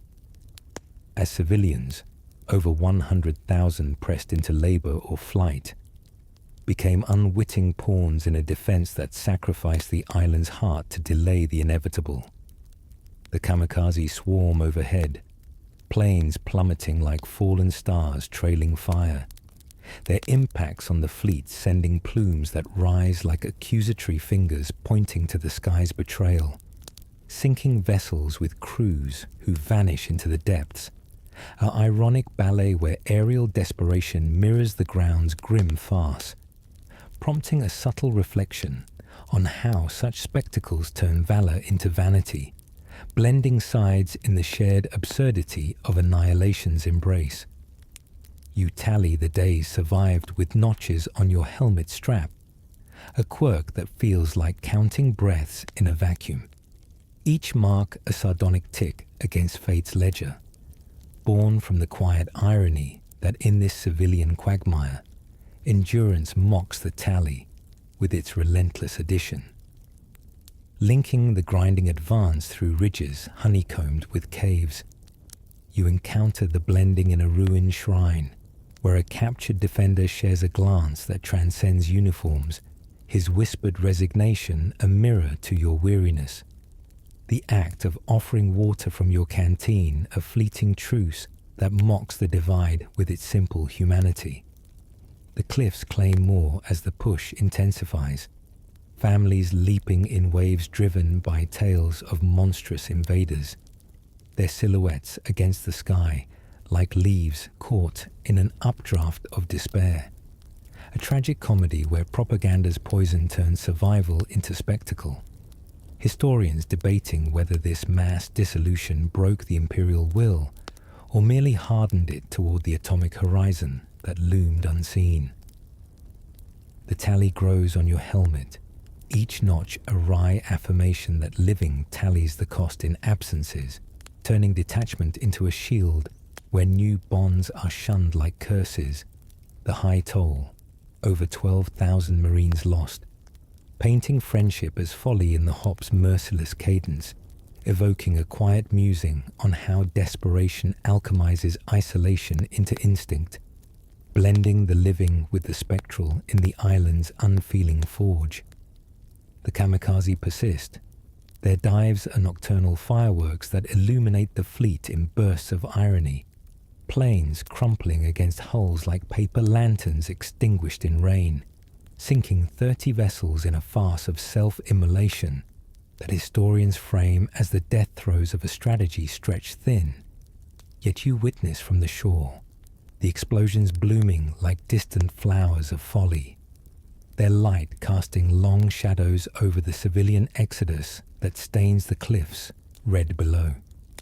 You collect a discarded locket from the rubble, its chain tangled like fates intertwined, a souvenir that whispers of lives interrupted, tucked away as proof against forgetting. The act, a sardonic ritual, where hoarding the personal pays homage to the impersonal grind, prompting a subtle reflection on how such fragments honor the absurd grace of outlasting the leap. Bridging past horrors with present reverence for the fragile threads that bind beyond the divide. Breathe through the smoke now, letting the night's haze settle like dusk, transforming the melancholy into a tapestry that pays tribute to the resilient across the inexorable tide. The campaign drags through the muddied fields, where civilians huddle in caves turned tombs, their fear a palpable fog that blurs the front, forcing hesitations that cost lives in the ironic calculus of compassion amid carnage. You avoid the fresh faces in the platoon, their eagerness a liability in the tally's grim math, the quirk of notches a private ledger that mocks mortality with its persistent count, evoking a quiet irony that in this blending of worlds, detachment becomes a true souvenir, carried forward like the locket's weight against your chest.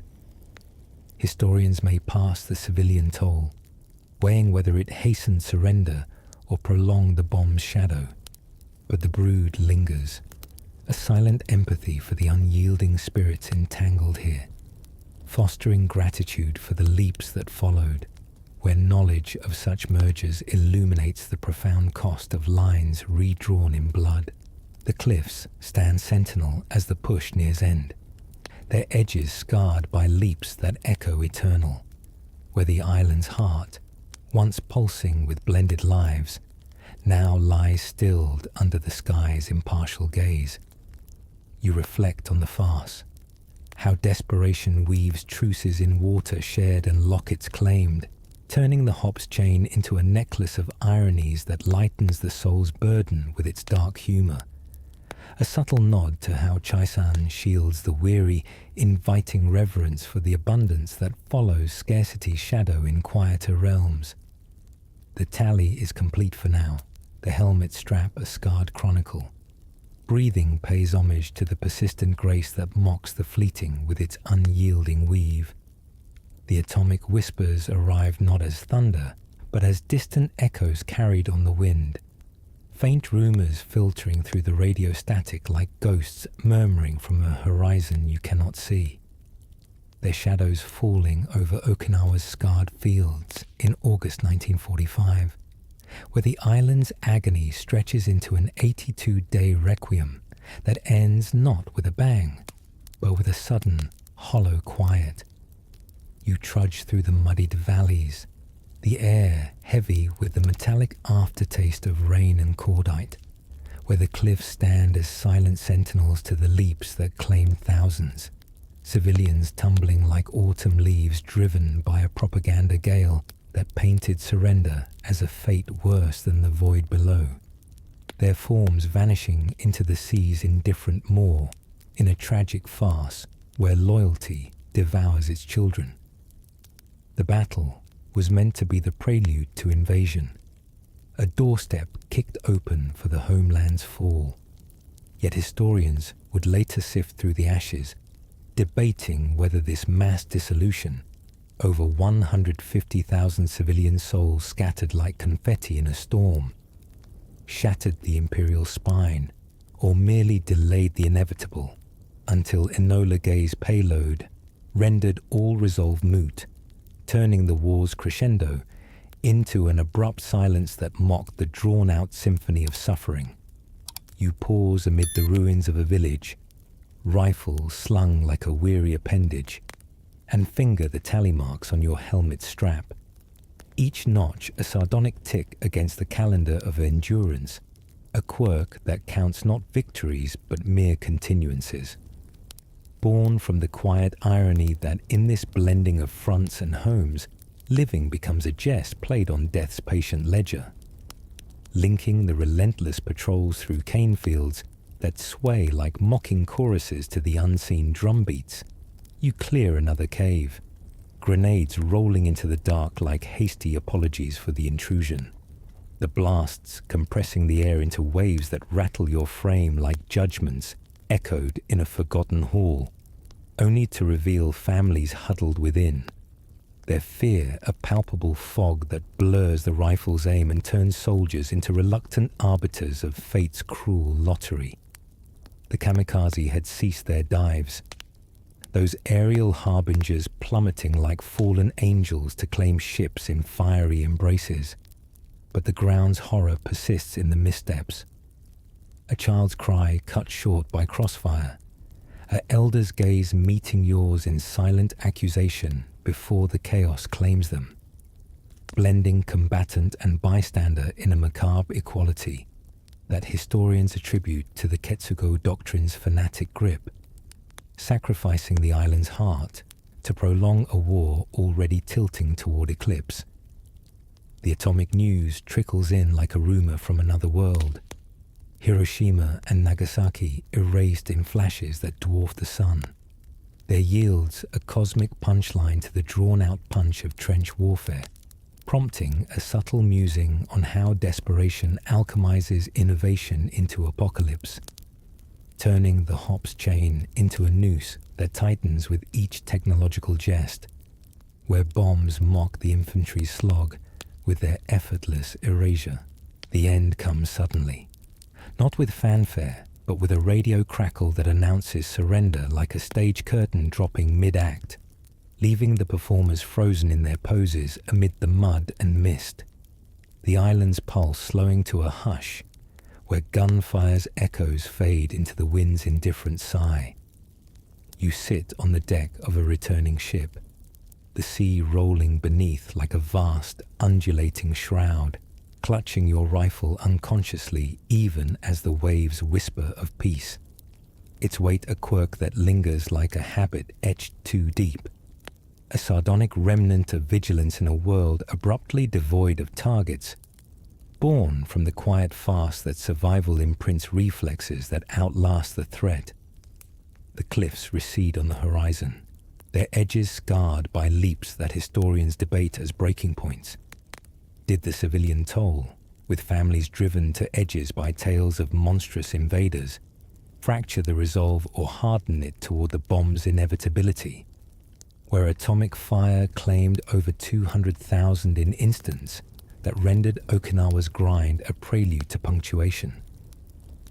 The souvenirs in your pack, the flag, the locket, press against your side like talismans of interrupted narratives, each one a wry affirmation that in collecting the fragments of others, you piece together your fragmented continuance, blending the personal with the panoramic in war's absurd collage, linking the ship's gentle rock to the internal sway of disbelief.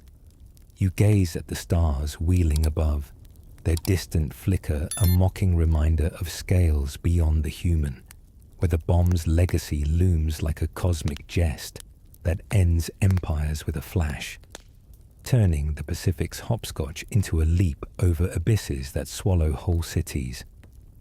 The tally marks on your helmet catch the moonlight, each groove a sardonic chronicle of days outmaneuvered by fate's sudden pivot, prompting a quiet reflection on how desperation forges such ledgers, counting breaths in a vacuum where the end arrives not as climax, but as anticlimax, leaving survivors adrift in the punchline of peace. Apologies drift unvoiced to the wind, not to the fallen, but to the ether, for the missteps amid civilians whose fear turned homes into hazards, where the Ketsugo's grip mocked mercy with its unyielding clasp. Historians weighing whether this civilian shroud hastened surrender or prolonged to the point where nuclear dawn became the only dawn. The rifle's grip loosens fractionally, but the habit clings, a quirk that whispers of wars that end but never truly depart, evoking a subtle irony that in clutching the obsolete, you honor the absurd grace of outlasting the storm. The voyage home stretches like a bridge over chasms. The seas murmur a constant undertone to the internal hush, where the bomb's distant rumble echoes in dreams. There yields a farce of scale that dwarfs the island's intimate horrors, turning cliffs and caves into footnotes in the atomic narrative. You finger the locket's chain, its contents a smiling face frozen in pre-war light, a souvenir that mocks forgetting with its persistent gaze, blending the personal toll with the panoramic, where historians debate the shadows. Did Okinawa's blended bloodshed, with kamikaze claiming 5,000 sailors in suicidal arcs, break the will or invite the bombs as merciful punctuation to the prolonged dirge? The tally ceases, helmets set aside like a relic of another era, yet the marks endure. A sardonic archive that pays homage to the unyielding, transforming the brood of abrupt closure into a quiet empathy for the spirits entangled in the weave, fostering reverence for the abundance that follows scarcity's veil in quieter times. The deck vibrates underfoot, the ship's engine humming like a reluctant companion to the star's indifferent wheel, where the end's suddenness lingers like a jest unresolved. The bomb's a cosmic punchline that renders the hop's chain a prelude to silence. You release the rifle fully now, its weight a ghost that fades with the horizon, the quirk a fading echo of vigilance in peacetime's farce, prompting a subtle musing on how desperation alchemizes closure into continuance, blending the abrupt with the eternal in war's absurd symphony. Breathe through the sea's rhythm, letting the waves wash the remnants, transforming the melancholy into a tapestry that honors the resilient across the inexorable, inviting gratitude for the leaps that carve paths beyond the shadow's reach. The souvenirs nestle quietly, their presence a silent chorus against the numbing that settles like sediment from the storm, where avoiding the end's irony becomes the final quirk. A wry concession that in this sudden hush, the spirit pays tribute to the persistent grace that mocks the fleeting with its unyielding weave. The sea rolls onward, its vastness a mirror to inner calms reclaimed, historians framing the atomic pivot as the campaign's punctuation. Yet the U-brood lingers softly, a quiet empathy for the unyielding entangled here, bridging past echoes with present reverence for the fragile miracle of dawn after darkness. The waves lap against the hull with a rhythm that mocks the heartbeat of battles long faded, each crest rising like a sigh from the deep, carrying whispers of salt and surrender across the deck. Where you stand, the ship a floating relic adrift in the Pacific's vast, indifferent cradle. It is the voyage home, after Okinawa's cliffs have receded into hazy memory, their edges blurred like ink bled into parchment, and the atomic echoes have silenced the guns with a finality that feels like a cosmic jest. Bombs that erase cities in flashes brighter than suns, rendering the island's drawn-out dirge a mere footnote in the war's abrupt punctuation. Historians later pondering whether Hiroshima and Nagasaki's shadows were merciful cuts or ironic overkills that spared invasions but scarred souls with unseen radiation. You lean on the rail, the sea's breath misting your face like a veil of forgotten rains, and begin to unfasten the uniform, its fabric heavy with the ghosts of mud and blood, peeling away layers that clung like second skins forged in fire.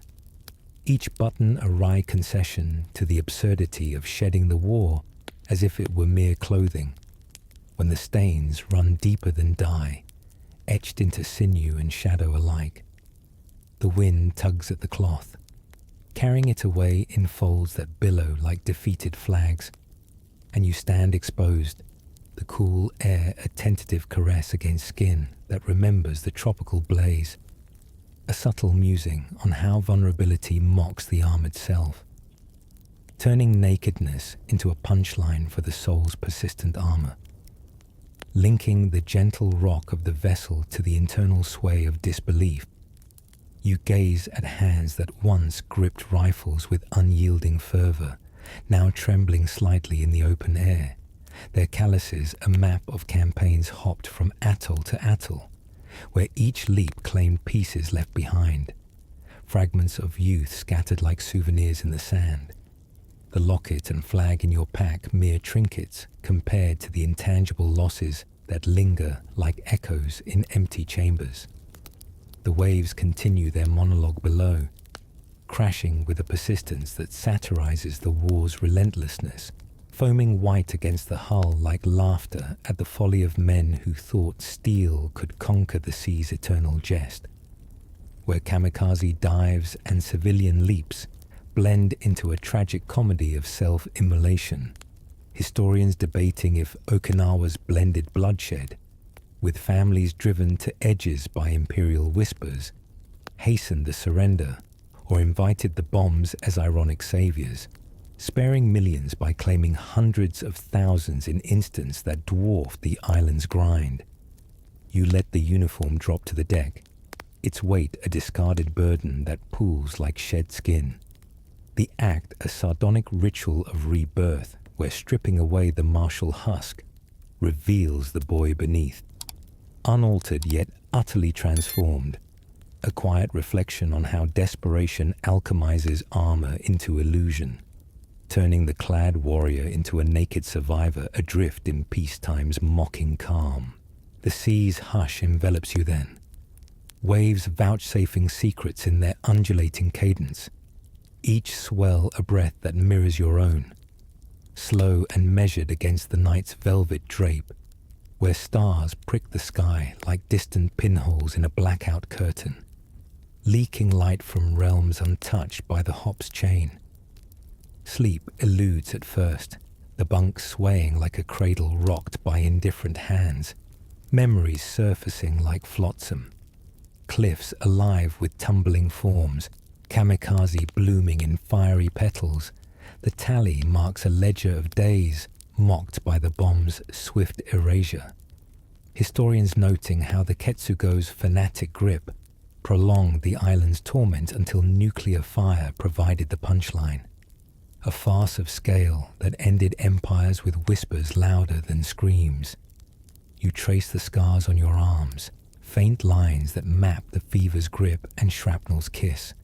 The uniform's absence a liberation laced with loss, as if shedding it discards not just cloth, but the self forged in flame, leaving a hollow that the waves fill with their ceaseless murmur, a sardonic lullaby that jests at insomnia's persistence, turning the night's vigil into a comedy of unrest where the soul, left behind on distant shores, wanders like a ghost seeking its body.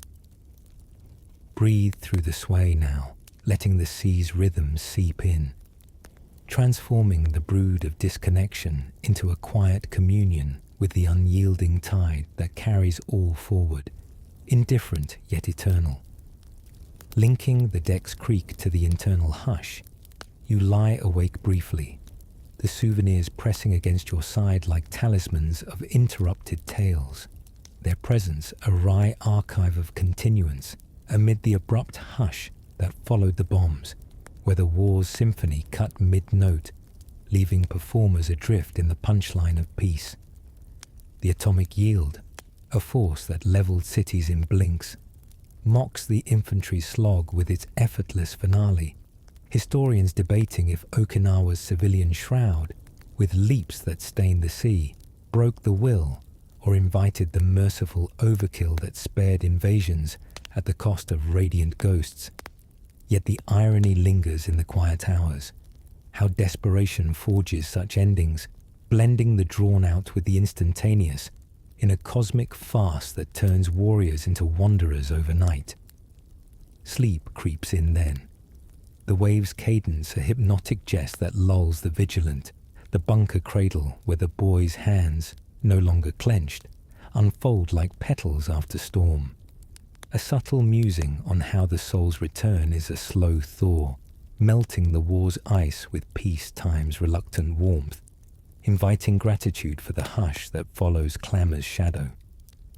Dawn gilds the horizon with reluctant gold, the sea's surface shimmering like a mirror cracked by memory, where the uniform lies folded, a relic of shedded selves that the wind tugs at playfully, as if mocking the gravity of its discard with breezy indifference. You rise, the deck steady underfoot, the souvenirs nestled safely, their weight a sardonic reminder that in collecting fragments of the fallen, you hoard proofs against forgetting, turning the hop's chain into a necklace of ironies that lightens with each mile from shore. The bomb's legacy whispers from afar, their fallout a punchline to the prolonged dirge, historians framing the Ketsugo's grip as a catalyst for the nuclear dawn that ended the grind. Yet the U-brood softens in the light, a quiet empathy for the entangled spirits whose leaps and dives blended horror with humanity's absurd grace. The soul stirs, not fully returned but glimpsing home through the haze, the wave's rhythm a constant companion that jests at the war's end with its eternal flow, evoking a subtle irony that, in abrupt closure, continuance finds its truest form, bridging past echoes with present reverence for the fragile miracle of dawn after darkness. The voyage stretches like a bridge over abysses, the sea's murmur a backdrop to reflections where the bomb's swift cut mocks the island's slow bleed, turning cliffs and caves into preludes to punctuation, where historians debate if the civilian toll, families driven to edges by imperial fables, hasten the surrender or prolong to the point of atomic mercy. You finger the tally marks faded on the helmet, each groove a sardonic chronicle of days outpaced by fate's pivot, the quirk a fading echo that pays homage to the unyielding, transforming melancholy into wisdom that honors the resilient across the inexorable. Sleep claims you fully now, the bunker haven where the boy's hands rest open, the war's husk shed like a snake's skin, a wry affirmation that in stripping the clad, the naked self emerges, blending vulnerability with victory in peacetime's quiet farce. The souvenirs rest quietly, their tales unspoken yet resonant, a collection that mocks oblivion with its persistence, turning the personal into a shield against the panoramic void. The ship's wake trails like a scar healing on the sea. The end suddenness, a cosmic jest that leaves survivors adrift in the punchline. Yet the U-brood lifts fractionally, a silent gratitude for the hush that follows the clamour, where knowledge of such pivots illuminates the profound grace of continuance in quieter realms. Breathe through the sea's breath, letting the waves carry the remnants, a tapestry that weaves the abrupt into the eternal, paying tribute to the spirit that endures beyond the shadow's reach. The ship's deck sways beneath you like a cradle rocked by indifferent gods, the waves below murmuring secrets in a language of foam and salt, each crest rising and falling with the inexorable rhythm that once echoed the hop's relentless bounds, now softened into a lullaby laced with the irony of peace won through erasure. You stand at the rail, the horizon a blurred line where sky and sea conspire in eternal ambiguity, and feel the pull of fragments left behind. Souls tethered to the atoll's coral spines, where pieces of you remain ensnared in the undergrowth's grasp, wandering like ghosts through cane fields that sway in mocking applause for the departed. The war's abrupt hush, courtesy of atomic flashes that historians wryly debate as merciful punctuation or overkill's grim jest, claiming cities in blinks while Okinawa's grind claimed months, leaves you adrift in this floating limbo, where the body sails home, but the essence lingers on distant shores, a sardonic split that turns return into a half measure, as if the islands claim squatters' rights on your inner landscape, their cliffs and caves, now eternal tenants in the mine's shadowed quarters. You trace the ribbon in your pocket, its frayed edges a talisman from Saipan's rubble, kept not for luck, but for the quiet fast that such threads bind the scattered self, evoking a subtle musing on how desperation weaves anchors from ephemera, turning the intangible into tethers that mock the voyage's promise of wholeness.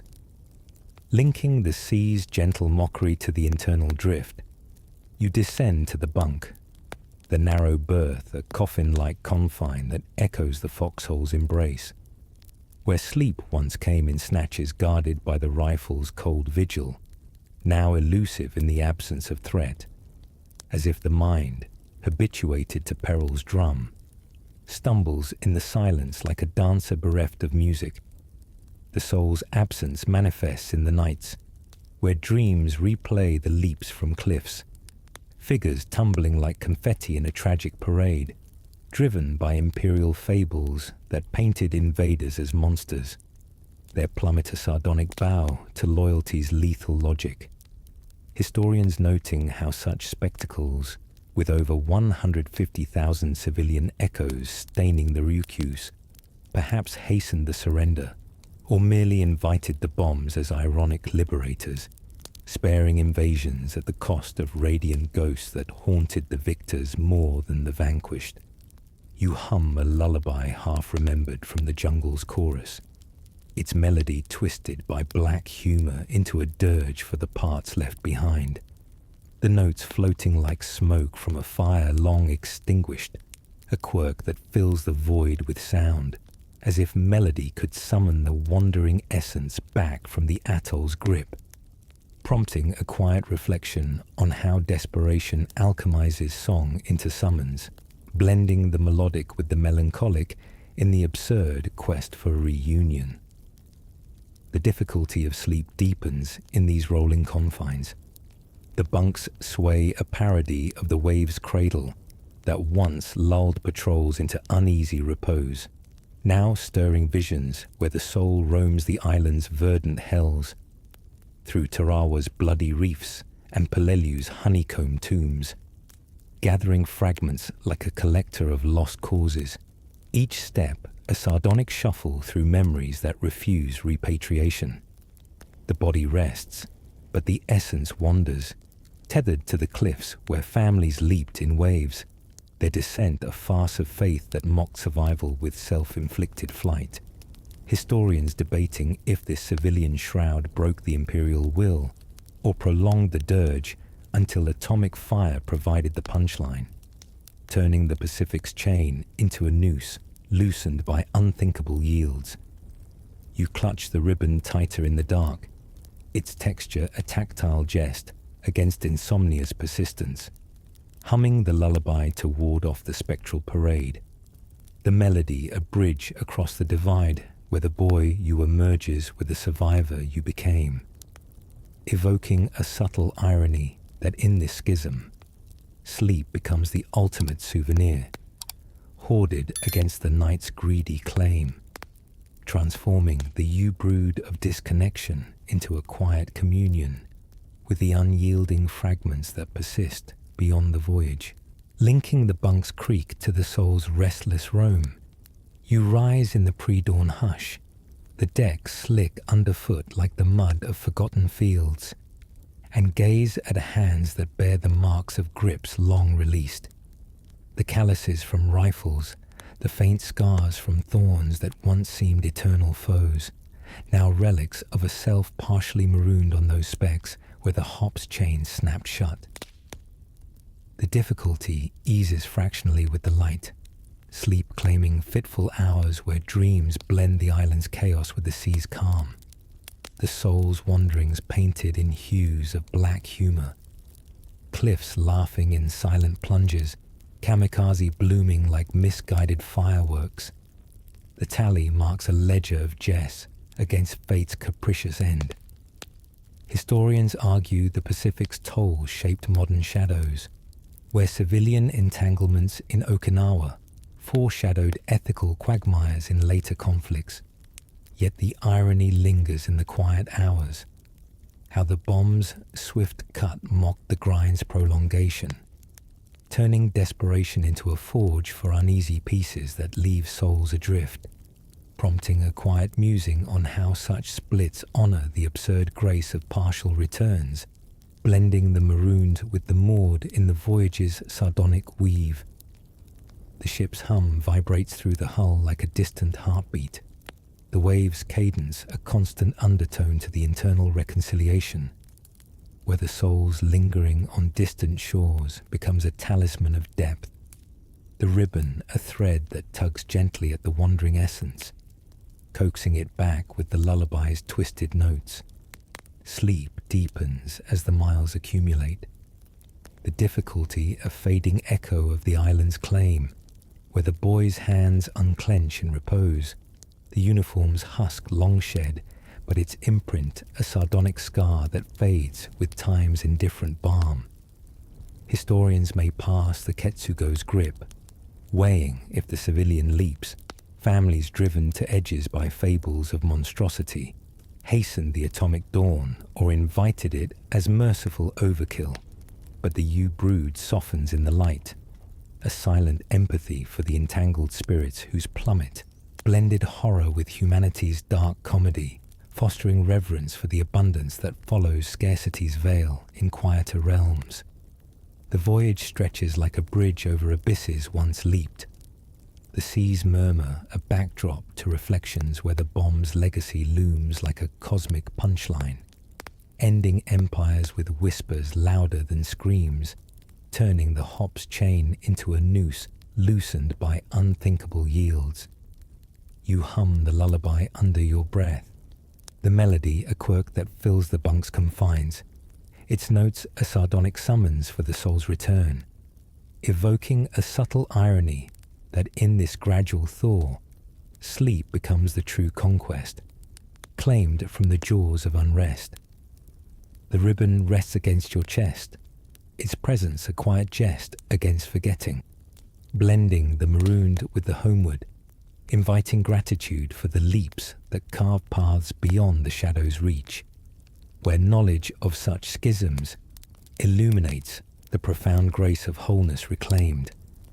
The deck awakens with dawn's gold, the wave's rhythm a constant companion that jests at the war's end with its eternal flow, where the difficulty of sleep yields to deeper slumbers, the soul's wanderings easing like tides retreating from cliffs once stained, you rise renewed yet marked, the tally marks faded but resonant, each groove a sardonic chronicle that pays homage to the unyielding, transforming melancholy into wisdom that honors the resilient across the inexorable.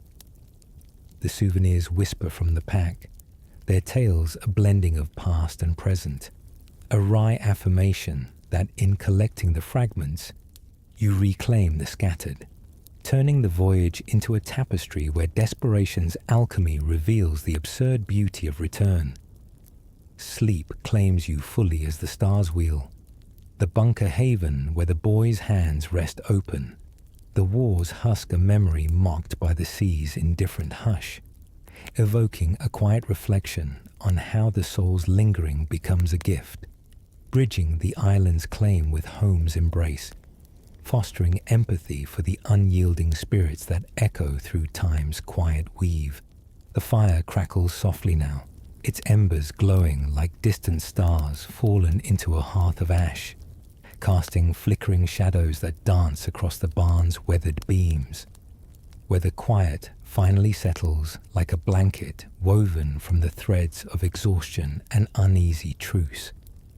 You sit by the flames, the uniform shed long ago, but its phantom weight lingering on your shoulders, a sardonic ghost that whispers of burdens carried across oceans, only to be discarded in this rustic limbo, where the war's roar has faded into the wind's subtle mockery, rustling the leaves outside like applause for a performance that ended mid-act.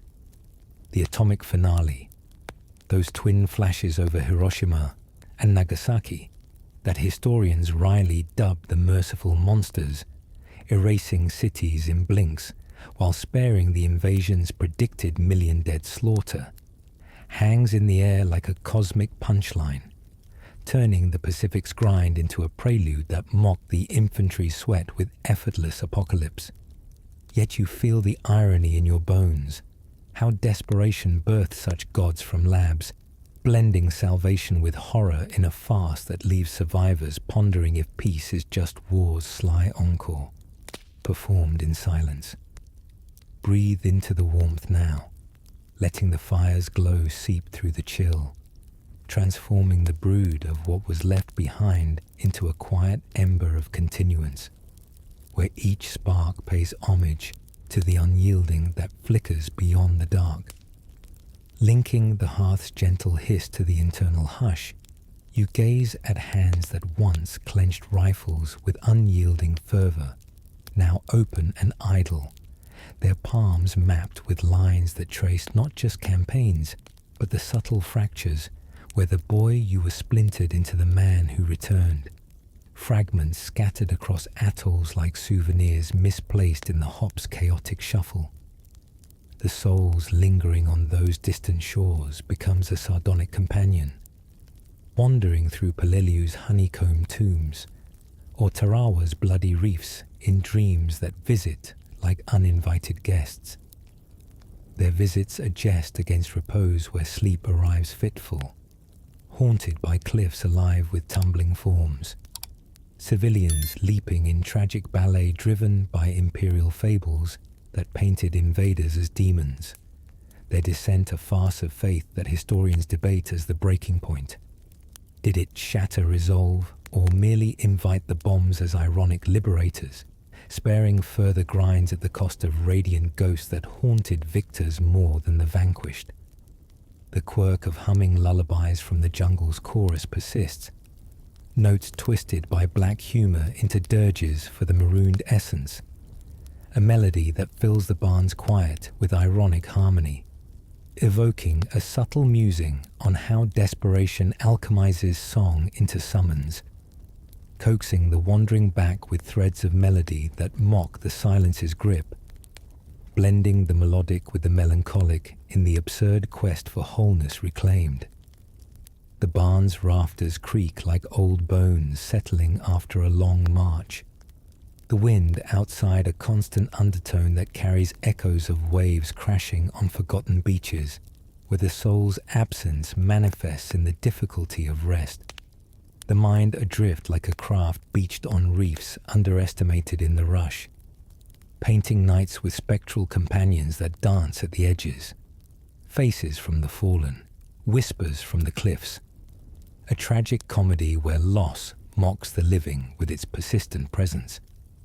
Historians argue the Pacific's legacy, where civilian entanglements in Okinawa foreshadowed ethical quagmires in later shadows, turning the hops chain into a necklace of ironies that weigh on the conscience. Yet the fire's warmth counters the chill, its crackle a sardonic rhythm that jests at insomnia's tenure, turning the vigil into a canvas for reflections where the boy's hands unfold like petals after storm, honoring the fragile grace of return amid the farce of partial homecomings. You let the lullaby fade into the night, its notes a bridge across the divide, transforming the brood of disconnection into a quiet empathy for the unyielding spirits entangled in the weave, fostering reverence for the abundance that follows scarcity's veil in quieter realms, linking the fire's dying glow to the dawn's reluctant promise, filtering through cracks in the wood. You rise with the light, the barn a haven where the soul's wanderings ease like tides retreating from cliffs once stained, the difficulty yielding to deeper slumbers that claim the weary frame. The souvenirs rest quietly in the pack, their tales unspoken yet resonant, a collection that mocks oblivion with its persistence, turning the personal into a shield against the panoramic void, where historians frame the atomic pivot as the campaign's punctuation. Yet the irony lingers softly, how the bomb's swift cut mocked the grind's prolongation, blending the drawn-out with the instantaneous in a cosmic farce that turns warriors into wanderers overnight. The quirk of the tally marks fades with the embers, each groove a sardonic chronicle that pays homage to the unyielding, transforming melancholy into wisdom that honors the resilient across the inexorable, inviting gratitude for the leaps that carve paths beyond the shadow's reach.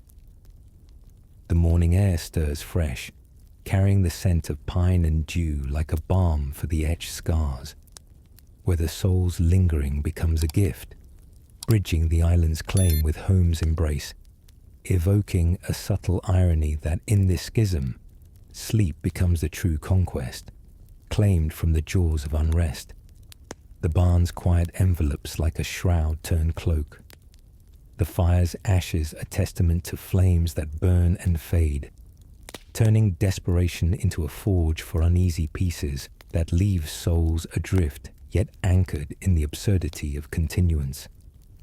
You step outside, the wind tugging at your sleeves like a playful spectre, the horizon clear of cliffs and caves, a wry affirmation that in shedding the war's husk, the naked self emerges, blending vulnerability with victory in peacetime's quiet farce, fostering empathy for the unyielding that whispers through time's weave.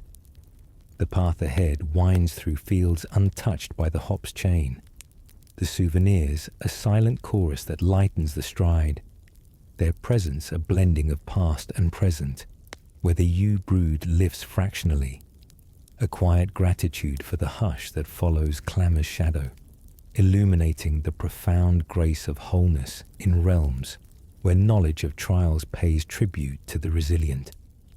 The lullaby hums unbidden, its notes a quirk that fills the morning with ironic harmony, turning the voyage's end into a beginning mocked by memory's persistent jest, evoking reverence for the abundance that blooms from scarcity's soil. The fire's embers pulse with a fading rhythm, crackling like the last confessions of a day spent in shadow, their sparks leaping upward in defiant bursts before surrendering to the barn's enveloping dusk, where the warmth lingers like a reluctant guest overstaying its welcome in the chill of recollection. You draw closer to the hearth, the heat seeping through your skin like ink bleeding into parchment, softening the edges of memories that once cut sharp as coral reefs. where imaginary streams begin to flow in the mind's quiet theatre. A crystalline ribbon winding through verdant meadows untouched by the Pacific's salt, its waters murmuring over smooth stones like forgotten lullabies that mock the war's cacophony with their gentle persistence. The streams bubble with clarity, cool and inviting, washing away the grime of atolls where reefs snared craft in ironic traps. Historians wryly noting how such natural jests prolonged the hop's grind, turning landings into lotteries of survival that spared some while claiming others in the sea's indifferent lottery. Yet in this barn's sanctuary, the fantasy streams cleanse without judgment, their flow a sardonic balm for hands that gripped rifles tighter than hopes, evoking a subtle musing on how desperation alchemizes thirst into visions of abundance, blending the parched with the plentiful in the absurd grace of daydream's deceit, linking the fire's subtle pop to the stream's imagined gurgle. You let the warmth spread inward, a gradual thaw that mocks the tropical blaze once endured, where heat pressed like an inquisitor's brand, turning skin into maps of endurance etched by sweat and scar. The streams cascade in your thoughts, their waters pooling in crystalline eddies that reflect not the bloodied cliffs of Okinawa, but serene banks lined with willows that droop like weary sentinels after a storm, whispering of peace in languages lost to the wind, a farce of tranquility where the soul's lingering fragments bob like flotsam, carried downstream from the atoll's grip toward home's elusive shore. Historians debate the Ketsugo's fanatic hold, weighing if civilian leaps, families plunging in tragic waves driven by fables of monstrosity, hastened the atomic dawn or invited it as overkill's punchline, sparing invasions at the cost of radiant ghosts that haunted the victor's quiet. Yet the imaginary streams dissolve such debates in their flow, cooling the fevered recollections with a wry current that jests at history's weight, turning the profound into playful ripples where the boy you were swims freely, unburdened by the tally's sardonic count, blending melancholy with the absurd joy of unfettered fancy.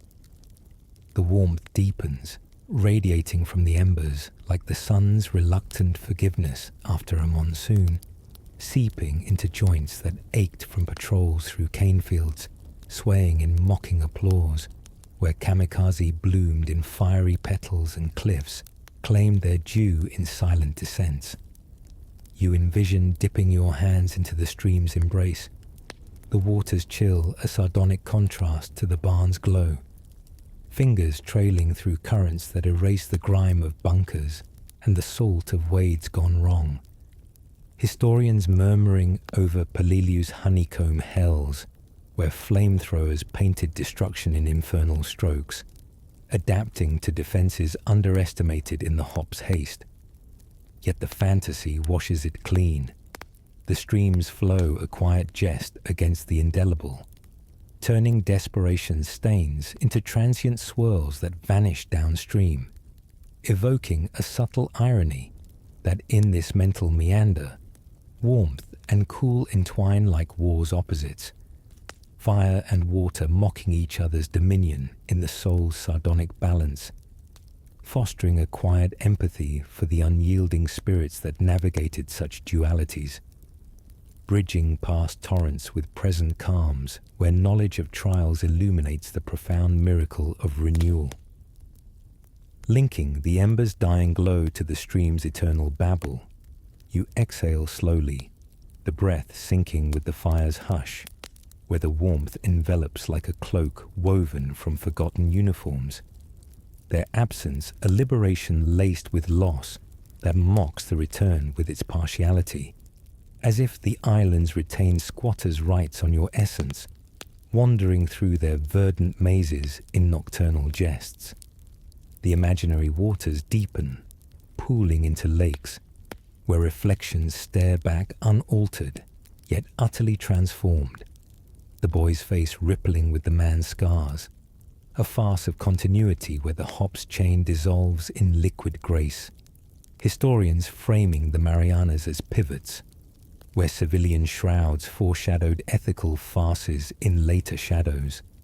Yet the streams reflect otherwise, their clarity a sardonic mirror to the muddied past, turning the U-brood of disconnection into a tapestry of fluid reconnection, blending the fragmented with the fluid in the absurd beauty of mental meanderings that pay homage to the resilient across the inexorable flow. The fire crackles once more, a final pop like a punchline delivered in embers, the warmth lingering as the streams fade into the barn's hush, where sleep beckons with tentative arms, mocking insomnia's tenure with its gentle insistence. You lean back, the ground firm like shores reclaimed from the tide. The fantasy's residue, a wry affirmation that in envisioning such streams, the soul reclaims its course, turning desperation's thirst into abundance's jest, evoking reverence for the abundance that blooms from scarcity's bed in quieter realms, where tri-knowledge of the Hobbs trials fosters gratitude for the warmth that thaws the frozen, blending the sardonic with the serene in the quiet weave of reflection. The night's veil thickens, the fire's glow a beacon against the encroaching dark, where the stream's murmur persists in the mind's ear, a lullaby that jests at the war's roar with its subtle flow, turning the lingering soul's wanderings into a gentle current that carries toward dawn's promise. The warmth seeps deeper, a sardonic embrace that mocks the chill of cliffs and caves, fostering a quiet irony that in this barn sanctuary, the imaginary becomes the real salve, blending your brood with hope's subtle dawn, inviting empathy for the unyielding that whispers through time's unceasing stream. The embers in the hearth crackle with a final hesitant sputter, like the last wry chuckles of a jester bowing out from a stage long overrun by shadows, their glow fading into the barn's enveloping dusk, where the quiet finally claims its throne, a silent monarch draped in the tattered robes of exhaustion. You sit cross-legged on the earthen floor, the fire's warmth a fickle companion that teases your fingertips with fleeting caresses, mocking the chill that lingers deeper, in the marrow where superstitions nest like uninvited guests refusing to depart after the feast has ended. The tally marks on your helmet, once a sardonic ledger against fate's capricious accounting, now rest idle in the corner, their grooves etched like faint smiles on a face that has forgotten how to laugh outright, a quirk born from the absurd conviction that scratching wood could outwit the reaper's scythe, turning desperation into a private ritual that historians might dismiss as folklore amid the Pacific's grand calculus of loss. Over 500,000 souls scattered like confetti in a gale of steel and ideology. Yet you feel their pull, these final talismans, whispering that in the war's ironic hush, belief clings like smoke to the rafters, blending folly with fortitude in the quiet farce of survival's encore. Linking the fire's dying pop to the barn's creaking timbers, you trace the ribbon in your pocket, its frayed threads a mocking lifeline to the islands where parts of you remain marooned, wandering through cane fields that swayed in sardonic applause for the fallen, or along cliffs where leaps mocked gravity with tragic grace, driven by imperial fables that painted peace as betrayal. The quiet amplifies these echoes now, a profound absence that swallows sound like the jungle once devoured alerts, leaving space for the subtle irony that superstitions endure as the war's punchline, outlasting the bomb's swift cut that rendered Okinawa's grind a prelude to atomic absurdity. Historians debating if those civilian shrouds, with families plunging in waves of misplaced faith, shattered resolve, or invited the merciful overkill that spared invasions at the cost of radiant ghosts, turning the hops chain into a loop closed by fallout sardonic hand. You hum a fragment of the lullaby, its notes twisted by black humor into a dirge for the unreturned, the melody a quirk that fills the void with ironic harmony, as if song could summon the lingering essence back from the atoll's grip, evoking a quiet reflection on how desperation alchemizes melody into medicine, blending the melodic with the melancholic in the absurd quest for repose that eludes like a horizon forever retreating. The barn's hush deepens, the wind outside rustling leaves like a conspirator's whisper, carrying hints of pine that mock the sulphurous haze of bunkers where flamethrowers danced in infernal jests, turning defenses into pyres that historians frame as adaptations in Peleliu's misunderstood labyrinth. Yet the superstitions persist in this sanctuary, the tally a silent jest against oblivion's tally. Each mark a wry affirmation that counting breaths defies the uncountable lost in the Pacific's vast satire. Sleep beckons tentatively, the bunks sway a memory of ships that carried you to leaps where reefs snared hopes in Tarawa's bloody farce. But the quiet invites it now, a profound stillness that swallows the U-brood, like the sea once claimed the leaping forms, fostering a subtle empathy for the unyielding spirits entangled in the weave, where knowledge of such ironies illuminates the profound grace of continuance in realms where the tally finally rests. The ribbon slips from your fingers, its fall a sardonic flutter to the floor, turning the tangible into transient, blending the hoarded with the released in the quiet comedy of letting go. Linking the wind's subtle tease to the fire's waning glow, you lie back, the ground firm like shores reclaimed from the tide's indifferent lottery, the superstitions easing like fog lifting at dawn, their quirks a fading echo that pays homage to the resilient, transforming melancholy into wisdom that honors the spirit across the inexorable. The barn's embrace tightens gently, the quiet a canvas for reflections where the soul's wanderings become a gift, bridging the island's claim with home's sardonic welcome, evoking reverence for the abundance that blooms from scarcity's soil, where the tally's jest becomes a testament to the unyielding weave that mocks oblivion with its eternal thread.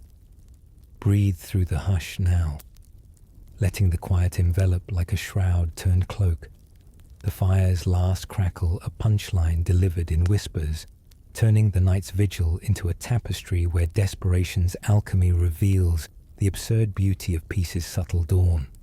The fire fades to a whisper, its embers a soft echo of the Pacific's trials, coral reefs that snared dreams, cliffs that claimed leaps, and the atomic hush that stilled a war's roar.